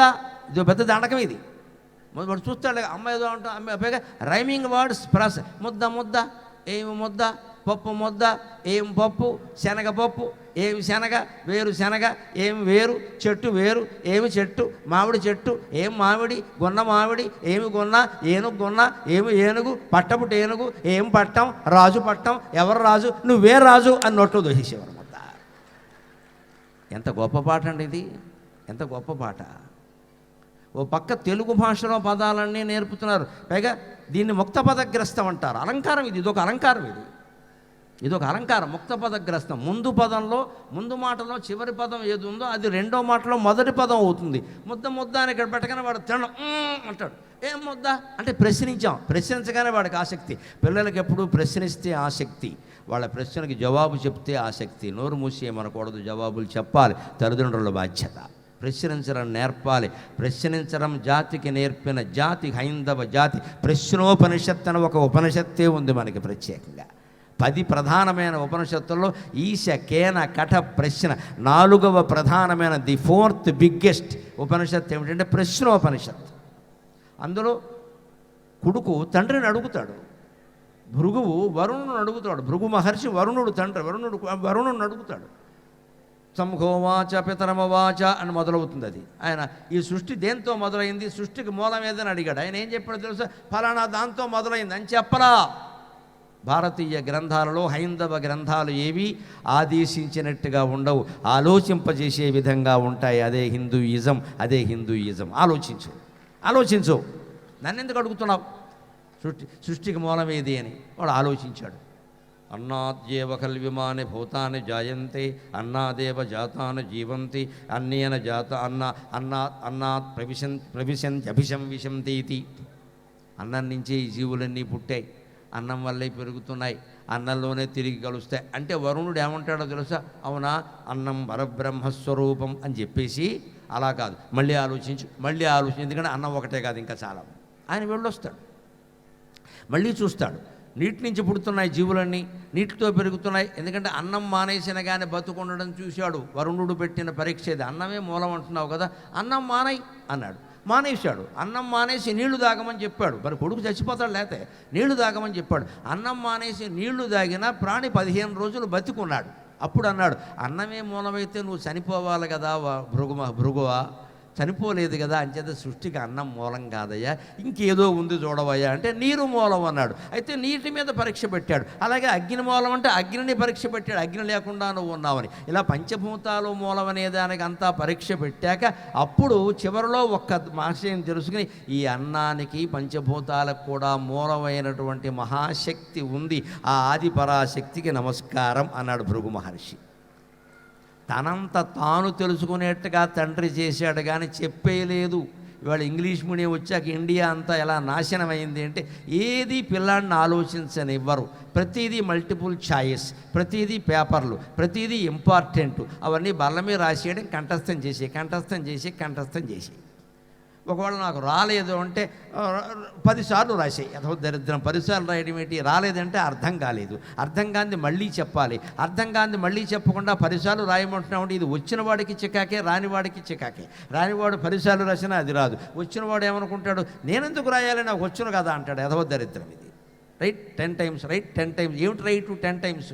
వాడి భవిష్యత్తు మొత్తం ఉపాధ్యాయులు రాస్తున్నారు ఇవాళ. దానికి మూలమైన విద్య మన తెలుగు విద్య. కన్న తల్లి నేర్పిన విద్య ఏమిటంటే ముద్ద అనగానే ముద్ద అని చూస్తాడు వాడే ప్రశ్నేసి. పప్పు ముద్ద నుంచి వచ్చింది పప్పు. మళ్ళీ ఏం పప్పు? శనగపప్పు. ఏమి శనగ? వేరుశనగ.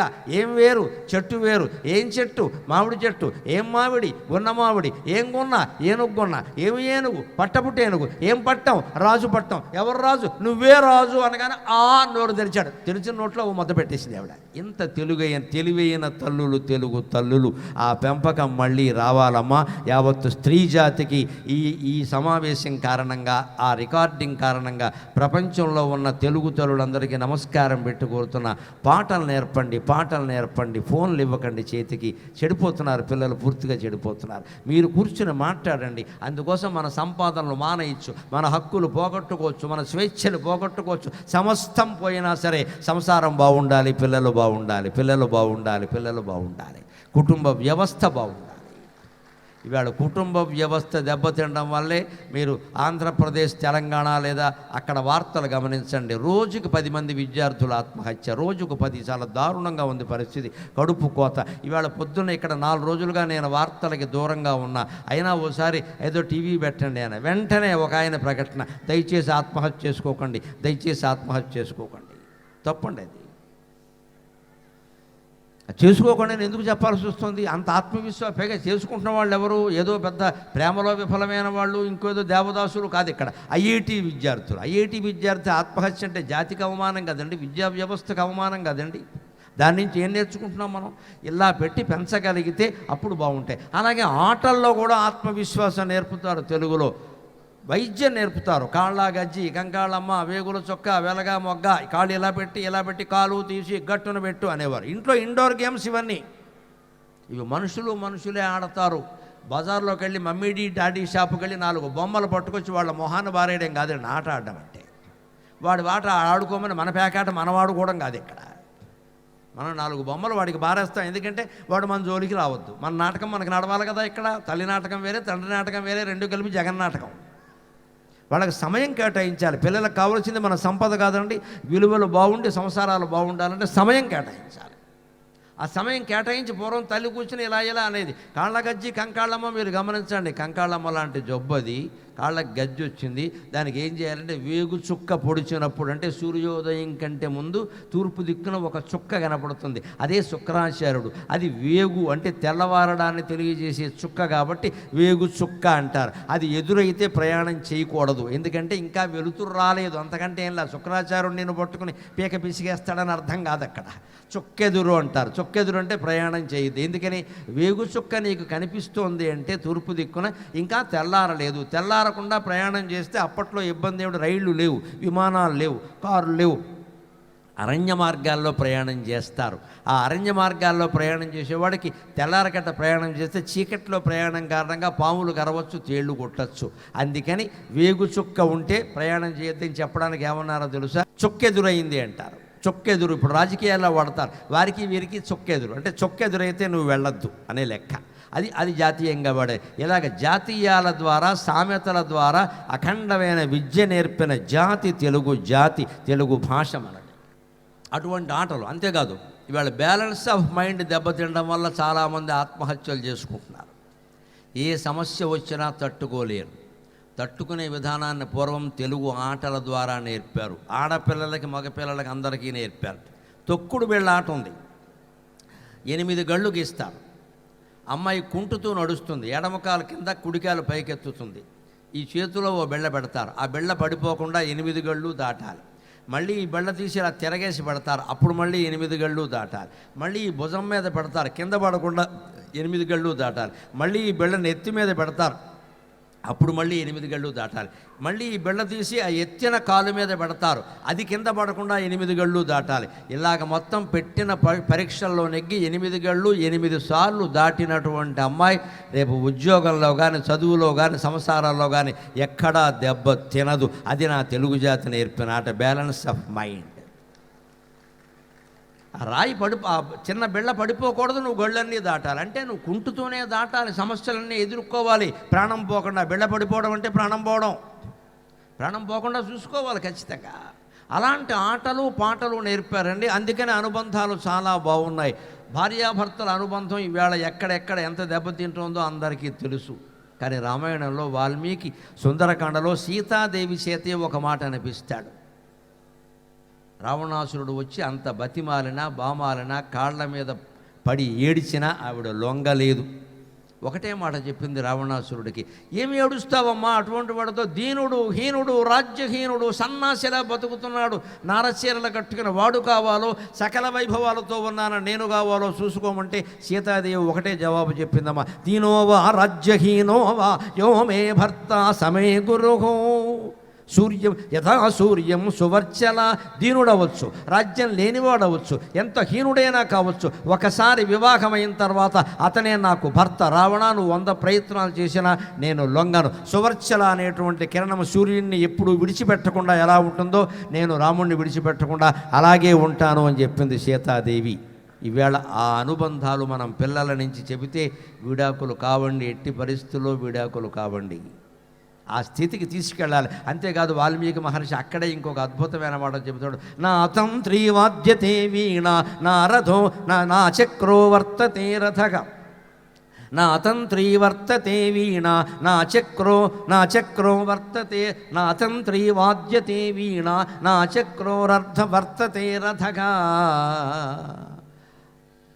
నా పతి సుఖమేధేత, నా పతి సుఖమేధేత యాస్యాదపి శతాత్మజా. రావణ, తీగలు లేకుండా వీణ ఎక్కడైనా మోగుతుందా? నా తంత్రీ వాద్యతే వీణ, తీగలు లేని వీణ మోగదు కదా. గంధర్వుల వీణైనా, నారదుల వీణైనా తీగలు ఉండాల్సిందే కదా. నా చక్రో వర్తతే రథగా, ఎంత గొప్ప రథమైనా చక్రాలు లేకుండా నడుస్తుందా? అలాగే భార్య లేకుండా భర్త, భర్త లేకుండా భార్య ఉంటారా? భర్త లేని భార్యకి, భార్య లేని భర్తకి సుఖం అనేది ఉండదు. యాస్యాదపి శతాత్మజ అంటాడు. 100 మంది కొడుకులుండుగాక, లక్షలు సంపాదించుగాక, ఉద్యోగాలు చేయునుగాక, ఎంత చదువైనా ఉండుగాక, దేశాన్ని పాలిస్తూ ఉండునుగాక, భర్త లేని భార్యకి సుఖం ఉండదు. ఆ భార్యాభర్తల అనుబంధాన్ని కాపాడుకోవడమే రామాయణం. మనం నిన్నగాక మొన్న రామనవమి కళ్యాణం జరుపుకున్నాం. ఉగాది అంటే 2 పండుగలు, వసంత నవరాత్రులు అంటారు. సరిగ్గా నవరాత్రి 9వ రోజు రాత్రి రామనవమి కళ్యాణం చేసుకుంటాం. మనం మధ్యాహ్నం కళ్యాణం చేసుకుంటాం, రామాయణం గురించి మాట్లాడుకుంటాం.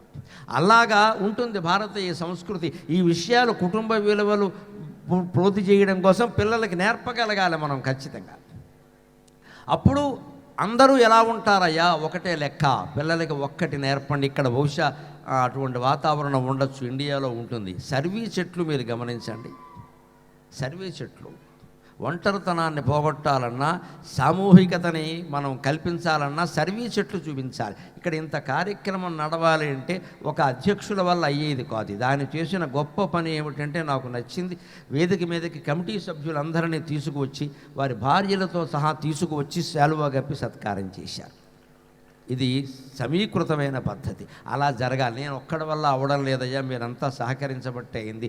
కొందరు అతిథి మర్యాదలు చూసుకున్నారు, కొందరు వారి ఖర్చులు పెట్టుకున్నారు, కొందరు వారికి చూపించవలసిన ప్రదేశాలన్నీ చూపించారు, కొందరు విమానాశ్రయానికి వెళ్ళి స్వాగతం పలికారు, కొందరు అని ఇతర ఏర్పాటు ఇక్కడ వేదిక మీద ఏర్పాట్లు చూసుకున్నారు. ఇంతమంది లేకుండా ఏ ఒక్కరి వల్లేనా అవుతుందా? అందుకే మీరు సర్వే చెట్లు గమనించండి. మామిడి చెట్టు ఒక్కటే ఉంటుంది, రెండోది ఉండాలని ఏం కోరుకోదు, ఉంటే మంచిదే. మామిడి తోట లేకపోయినా మామిడి చెట్టు ఉంటుంది. మర్రి చెట్టు అసలు దానికి ఎవరు ఉండకపోవడమే మంచిది. దాని నీడలో ఎవరు వేరే చెట్టు మొలవదు. ఒక మహానుభావుడు సంస్థకు అధ్యక్షుడై ఇంకెవన్నీ పైకి ఎదగలేకుండా చేస్తే వాడి మర్రి చెట్టు అంటారు ఖచ్చితంగా. రాజకీయాల్లో ఉంటారు ఇలాంటి వాడు, సంస్థల్లో ఉండగా రాజకీయాల్లో వాడికి వాడే మొత్తం, ఇంకెవరు ఉండడానికి వీళ్ళే. వాడిని మర్రి చెట్టు అంటారు. ఎందుకంటే మర్రి చెట్టు నీడలో వేరే చెట్టు మొలవదు, మొత్తం శక్తి అంతా అదే లాగేస్తుంది, ఈ చెట్టు చచ్చిపోతుంది. అలా మర్రి చెట్టులా ఉండకూడదు, మనం సర్వీ చెట్టులా ఉండాలి.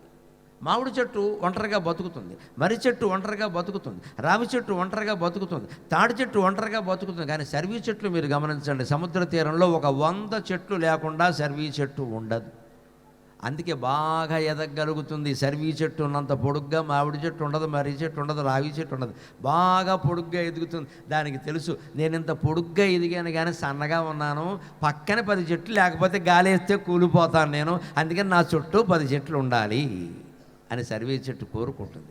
ఎదిగే మనిషి తన సంస్థ బాగుండాలన్నా, తన రాజకీయం బాగుండాలన్నా 10 మంది నాతో పాటు ఉండాలి, నాతో పాటు ఉండాలని కోరుకోవాలి. తాను అందరినీ దూసుకుని పోవడం, దాటుకుని పోవడం నాయకత్వం కాదు, అందరినీ కలుపుకుని పోవడం నాయకత్వం అని గమనించాలి ఖచ్చితంగా. అందరినీ కలుపుకుని పోగలగాలి, అప్పుడు అది నాయకత్వం కిందకు వస్తుంది. అలా ఉండాలి అంటే నాయకుల్లో కూడా కొన్ని లక్షణాలు ఉండాలి. సుభాషిత శ్లోకాల్లో చెబుతారు, నకీదృశం సంవననం త్రిషు లోకేషు విద్యతే, నకీదృశం సంవననం త్రిషు లోకేషు విద్యతే, దయా మైత్రీ చ భూతేషు దానం చ మధురా చ వాక్. 4 గుణాలు ఉండాలి నాయకుడు నాయకత్వం వహించాలంటే. సంస్థకైనా, రాజ్యానికైనా, దేనికైనా సరే 4 గుణాలు ఉండాలంట. ఈ 4 ఒకే చోట ఉండడం మనం చూడలేమన్నాడు. నాకి ఈదృశం సంవననం త్రిషు లోకేషు విద్యతే. 3 లోకాల్లో ఎక్కడ వెతికినా ఈ 4 గుణాలు ఒకచోట ఉండడం చాలా అరుదు. 1 దయ, 2 మైత్రీ చ భూతేషు, 3 దానం, 4 మధురంగా మాట్లాడగలగడం.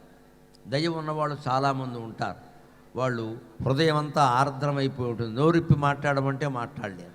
అంటే దయ ఉన్నవాడు వ్యక్తిగా జీవించడానికి పనికొస్తాడు, నాయకుడిగా పనికిరాడు. కేవలం దయ ఉంటే సరిపోదు, సంస్థ మొత్తం గోకేస్తారు. ఇక్కడ వాడు దయను అడ్డంగా పెట్టుకుని విరాళాలు లాగేసి మొత్తం సంస్థను మొత్తం దివాళా దయిస్తారు. అంటే నాయకుడు దయాగుణం ఉంటే సరిపోదు. దాని నుంచి దయా మైత్రీచ భూతేషు, అందరితోనూ కలిసిపోగలిగే లక్షణం ఉండాలి, దానం చేసే లక్షణం ఉండాలి. దయ ఉన్న వాళ్ళకి దానం ఉంటుంది, మైత్రి ఉండాలని లేదు. అంతేకాదు మధురాచ వాక్, ముఖ్యంగా నాయకుడు అన్నవాడికి అందరినీ ఆకట్టుకునేలా వాళ్ళకి నచ్చే విధంగా మాట్లాడే లక్షణం ఉండాలి. నచ్చని విషయాన్నైనా నచ్చేలా చెప్పేటువంటి లక్షణం ఉండాలి ఖచ్చితంగా. అప్పుడు కనుక వాళ్ళు అలా ఉంటే నాయకుడు కాగలుగుతాడు. దయా మైత్రీచ భూతేషు దానం చ మధురాచ వాక్. ఇది కావాలి అంటే నాయకుడే కాదు, సమస్త ప్రజల్లోనూ ఒక లక్షణం గంభీరంగా ఉండాలి. అధమా ధనమిచ్చంతి మానమిచ్చంతి మధ్యమాక, అధమా ధనమిచ్చంతి మానమిచ్చంతి మధ్యమాక, అధమా దానమిచ్చంతి ధనమానౌ చ మధ్యమాక, ఉత్తమా మానమిచ్చంతి మానోహి మహతాం గుణః. అధమా ధనం ఇచ్చింది. మనం ఎంతసేపు మాట్లాడుకున్నప్పుడు గమనించండి, పిల్లల ముందు ఈ మాట రాకూడదు. డబ్బు ప్రస్తావన పిల్లల దగ్గర రాకూడదండి. మనకు ఆస్తులున్నా వాళ్ళకి చెప్పకూడదు, అప్పులున్నా వాళ్ళకి చెప్పకూడదు. ఆస్తులు చెప్పామంటే గర్వం పెరిగి చదవడం మానేస్తారు, అప్పుల గురించి చెప్పామంటే బెంగెట్టుకుని చదవడం మానేస్తారు. ఏదైనా తప్పే, వాళ్ళకి చెప్పకూడదు. ఆస్తులు ఎన్ని ఉన్నాయని అడిగితే నీకెందుకురా, ఏదో మాతో పాటే చారు అన్నాం, నీకేమీ లోటు లేదు, నేను చూసుకుంటానుగా, నువ్వు చదువుకో అని చెప్పాలి. అంతేగాని మనకు 60 ఎకరాల పొలం ఉంది, 20 ఎకరాల ఎస్టేట్ ఉందని చెప్పాం అనుకో, వీడు పేకాడతాడు, బెట్టింగ్ చేస్తాడు, మొత్తం 60 ఎకరాలు శూన్యం చేస్తాడు. లేకపోతే ఈ తండ్రి కర్మకాలి వాడు సినిమా తీస్తాడు, ఇండియాకి వచ్చి తిన్నగా ఉండక హీరోయిన్ నడుము మీద వాడు చేయేస్తాడు, తండ్రి గారు 20 ఎకరాలు అమ్మేయాలి. నన్ను అడిగితే తెలివైన పని, ఈ తండ్రి గారే హీరోగా వేసి ఆ చెయ్యేదో వాడే వేసి 20 ఎకరాలు అమ్ముకోవచ్చు కదా, కొడుకు ఎందుకు మళ్ళీ దీనికి? 70 ఏళ్ల హీరోలను కూడా మనం అంగీకరిస్తాం కదా, అభ్యంతరమే ఉంది. ఈ మాత్రాన్ని వీడుకో పనికిమాలిన కొడుకు పుడతాడు. ఈయనంతా చాలా కష్టపడి బహ్రెయిన్ వచ్చి అమెరికా వచ్చి నానాయాతనలో పడి ఇండియాలో పొలాలు స్థలాలు కొంటాడు. అవన్నీ వీడు ఇండియాకి వెళ్ళి అమ్మేసి మొత్తం పనికిమాలిన హీరోని పెట్టి సినిమా తీస్తాడు, మొత్తం గోవిందా. ఇక్కడే జాగ్రత్తగా ఉండాలి ఖచ్చితంగా. అధమా ధనం ఇచ్చింది. డబ్బు సంపాదన కోసం సంసారాన్ని పిల్లల్ని అశ్రద్ధ చేస్తున్నామంటే మన సంసారాన్ని మనమే కూలగొట్టుకుంటున్నాం, మన పిల్లల్ని మనమే పాడు చేస్తున్నాం అని అర్థం. అప్పుల గురించి కూడా వాళ్ళ దగ్గర చెప్పొద్దు, అసలు అప్పు చేయడమే తప్పు. ఒకవేళ చేశారు, భార్యాభర్త ఏ తెల్లారగట్టో 4 గంటకు లేచి మొహం కడుక్కొని కాస్త బాల్కనీలో గాలి తగిలే చోట కూర్చొని ఫిల్టర్ కాఫీ తాగుతూ ఈ అప్పులు ఏం చేయాలని ఆలోచించుకొని ఖర్చులు తగ్గించుకొని అప్పులు తీర్చుకోవాలి. పిల్లల దగ్గర చెప్పొద్దు. పిల్లలు ఎవరిని అడిగితే ఏం లేవురా, అంత కంగారు పడేంత ఏం లేదేమో మనకి, నువ్వు చదువుకో, నువ్వు బాగా చదువుకో అని వాడి దృష్టి చదువు మీద ఉండేలా చేయాలి. అంచేది అధమా ధనం ఇచ్చేంత శాస్త్రం ఎంత బాగా చెప్పింది చూడండి. ధనాన్ని కోరుతున్నా ఉంటే నువ్వు మానవుల్లో అధముడివి. ధనం అవసరమే, కానీ అవసరాన్ని మించి అవసరం లేదు. ధన మానవుచ మధ్యమా, కొంచెం మధ్య రకం మనుషులు ఉంటారు, వీళ్ళు అధములు కాదు ఉత్తములు కాదు. మనం చాలామంది అలాగే ఉంటాం. ధన మానవుతు మధ్యమాక, ధనము మానము రెండు. మానం అంటే ఆత్మాభిమానం, గౌరవం. డబ్బు ఉంటే సరిపోయిందండి, 10 మందిలో గౌరవం ఉండద్దా, సెల్ఫ్ రెస్పెక్ట్, మనం గౌరవించుకోవద్దు, మంచిదేనండి, ఉండాలి, అది మధ్యము. కానీ ఉత్తమ మానమిచ్చింది. ఉత్తములైన వాడు ఆత్మాభిమానంతో ఎప్పుడూ ఆత్మగౌరవంతో బతుకుతాడు. ధనాన్ని కోరడు, వేరే ఏం కోరడు. గౌరవంగా బతికితే చాలు. ప్రపంచంలో 10 మంది నన్ను గురించి మంచి మాట అనుకుంటే చాలు, అనుకోకపోయినా నాకు నేను మంచివాడిని అనిపిస్తూ ఉంటే చాలు. నాకు నేనే, నాలో లోపాలు నాకు గుర్తొస్తూ ఉంటే ఎవరైనా ఎలా బతుకుతారండి? అందుకని మనకి మనం సమాధానం చెప్పుకోవాలి, లోకమంతా సమాధానం చెప్పక్కల్లా. అలాంటి అధములు కాకుండా, మధ్యములు కాకుండా ఉత్తమ స్థానంలో ఉండి మీరంతా మానధనం ప్రధానంగా ఉండేటువంటిగా ఉండాలని నేను కోరుకుంటున్నా. ఇప్పుడు ఇంత కార్యక్రమాన్ని నిర్వహించిన వారికి ఓదార్పుగా ఒక మాట చెప్పి నేను సెలవు తీసుకుంటా. ఎందుకంటే నిర్వహణ భారం ఎప్పుడూ ఉంటుంది, ఆయనకి నిద్రాహారాలు ఉండవు. ఏదొచ్చినా ఆయన్నే అంటారు, ఏమొచ్చినా జగదీష్ గారు జగదీష్ గారు జగదీష్ గారిని. జగత్తుకంతటికి ఆయనే ఈశ్వరుడు అయిపోయినట్టే మొత్తం అన్నీ ఆయన అడుగుతాం మనం. ఏదైనా తేడా వస్తే ఆయన మీద తోసేస్తారు, గొప్ప వస్తే మాత్రం నలుగురు పంచుకుంటారు ఖచ్చితంగా, అది ఉన్నదే. అందుకని ఆయనకి ప్రధాన కార్యకర్తలకు కూడా ఓదార్పుగా ఒక మాట చెబుతున్నా, కాస్త హృదయాన్ని దిటవుగా చేసుకుని పనికిమాలని విమర్శల్ని పట్టించుకోకండి. అప్పుడు మాత్రమే సంస్థల్ని మీరు నడపగలరు ఖచ్చితంగా. ఇవాళ సోషల్ మీడియా బాగా వ్యాపించింది, ఎవడేమంటాడో తెలియదు. మనిషి అన్న ప్రతివాడికి ఫోన్ ఉంది, ఫోన్ ఉన్న ప్రతివాడికి యూట్యూబ్ ఉంది, ఫేస్బుక్ ఉంది, ఇన్స్టాగ్రామ్ ఉంది, వాడి తలకాయ ఉంది, అన్నీ ఉన్నాయి. ఎక్కడో ఏదో పెడతాడు, ఇంత జరిగింది కానంటే పట్టించుకోనే లేదు అంటే. దాన్ని పొరపాటుని అధ్యక్షుడో కార్యదర్శో ముఖ్యులైన వాళ్ళు చూశారనుకోండి, 100 మంది పొగిడినా సరే ఈ ఒకడు ఎందుకు విమర్శించాడనేది మనస్సుకు పట్టేస్తున్నాడు. మనస్సుకు ఉండే ఒక దుర్లక్షణం ఏమిటంటే నెగిటివిటీ. మనస్సు ఎప్పుడూ పాజిటివ్ కాదు, మైండ్ ఈజ్ ఆల్వేస్ నెగిటివ్. పరమాత్మ పాజిటివ్, దాని నుంచి ఏర్పడిన మనస్సు నెగిటివ్ లెక్కది. పరమాత్మ పాజిటివ్. నువ్వు ఆత్మనిష్టతో ఉండాలి, కానీ మనోభావాల్లో ఎప్పుడూ పాజిటివ్ ఉండదండి. పొరపాటు మాట నెగిటివే ఉంటుంది. మన ఆలోచనలను మనం గమనిస్తే సుఖంగా అందరూ ఇంట్లో బాగున్నప్పుడు కూడా ఎవరన్నా బయటికి వెడితే వీడు తిరిగి వస్తాడా, మధ్యలో ఏదైనా ప్రమాదం అవుతుందా అనే దుర్మార్గ ఆలోచన వస్తుంది. అంటే మైండ్ నెగిటివ్. ఆ మైండ్ మార్చడం కాదు సమస్య. మనం ఏం మార్చుకోవాలంటే సోషల్ మీడియాలో కామెంట్లు చేసే వాళ్ళందరినీ మనం అడ్డు పెట్టలేం. మనకేం పనేది? మన మనస్సును ఎలా చేసుకోవాలంటే నిరీక్షతే కేళివనం ప్రవేశ్య, సుభాషితాల్లో చక్కని మాట చెబుతారు. నిరీక్షతే కేళివనం ప్రవేశ్య క్రమేలక కంటక జాలమేవా అంటారు. ఒక ఒంటె ఉందిట, ఈ ఎడారి ప్రాంతాల్లో తిరిగి తిరిగి తిరిగి తర్వాత చనిపోయాక స్వర్గానికి వెళ్ళింది. ఇక్కడ వారికి సేవ చేసింది కదా, అందుకని స్వర్గానికి వెళ్ళింది. వెళ్ళాక అక్కడ నందనవనంలో దానికి చోటు ఇచ్చారు. మన స్వర్గంలో మంచి పనులు చేసింది కదా, అందుకని నందనవనంలో నిరీక్షతే కేళివనం ప్రవిశ్య క్రమేలక కంటకజాలమేవ. ఆ ఒంటి అక్కడ తిరుగుతూ ఉంటే ఇంకొన్ని జీవులు జలచరాలు ఉంటాయి కదా, ఏవో అక్కడ పక్కన తిరుగుతున్నాయి. ఎలా ఉంది నందనవనం, ఎలా ఉంది నందనవనం, ఎలా ఉంది నందనవనం అంటే ఏమిటో నందనవనంలో ఇసుకే లేదు, ఇసుక లేనిదే నందనవనం ఏంది కదా, దీని బతుకంతా ఇసుకలో గడిచింది ఏడాదిలో. ఇది ఎప్పుడు ఇసుక గురించే చూస్తుంది కానీ బ్రహ్మాండమైన సౌందర్యాన్ని అది ఆస్వాదించలేదు. నందనవనంలో 5 రకాల పారిజాత వృక్షాలు ఉంటే అప్సరస్త్రీలు తిరుగుతూ ఉంటే ఆ అందాలని, ఆ వృక్షాలని, ఆ చల్లగాలిని ఆస్వాదించడం మానేసి ఎడారి ఇసుక గురించి దీనికి ఎందుకంటే దీని బతుకంతా ఇక్కడ నడిచింది. ఎడారి లేదు, ఇసుక లేదు, ఇదే నందనవనం, నన్ను ఎడారి ఎక్కడుంటే అక్కడ పెట్టమనేది. ఈ ఒంటె లాంటి గ్యాంగ్ సోషల్ మీడియాలో చాలామంది ఉన్నారు ఈవేళ. వాళ్ళు లోపమే వెతుకుతారు. కార్యకర్తలు ఎవ్వరూ దాన్ని పట్టించుకోకండి. మేము వచ్చిన వాళ్ళం అతిథులం, అందులో నన్ను విశిష్ట అతిథి ఉన్నారు. విశిష్ట అతిథిగా నేను చెబుతున్నా, అద్భుతమైన కార్యక్రమం చేశారు, మీరు అద్భుతంగా చేశారు. ఇది మరొకరు ఎవరూ చెయ్యలేరు అన్నంత బాగా చేశారు. సమయాన్ని కూడా సాధ్యమైనంత వరకు 5-10 నిమిషాలు ఎక్కడైనా వస్తుంది. మరి గంటల తరబడి కార్యక్రమాలు ఆలస్యం చేయలేదు. దేనికి ఎంత ప్రాధాన్యం ఇచ్చారో అంతా ఇచ్చారు. కాబట్టి కువిమర్శల్ని పట్టించుకోకండి, హాయిగా ముందుకు సాగిపోండి. స్వస్తి ప్రజాభ్య పరిపాలయంతాం న్యాయేణ మార్గేణ మహిం మహీషాక గోబ్రాహ్మణేభ్య శుభమస్తు నిత్యం. లోకా సమస్తా సుఖినో భవంతు, లోకా సమస్తాక సుఖినో భవంతు. స్వస్తి. ధన్యవాదాలు గురువుగారు. గురుగారి ప్రసంగం ఎలా ఉంది అని నేను అడిగితే అది నా మూర్ఖత్వం అవుతుంది. ఎలా ఉందో చెప్పాల్సిన బాధ్యత మీది. హాల్ మారుమోగిపోవాలి.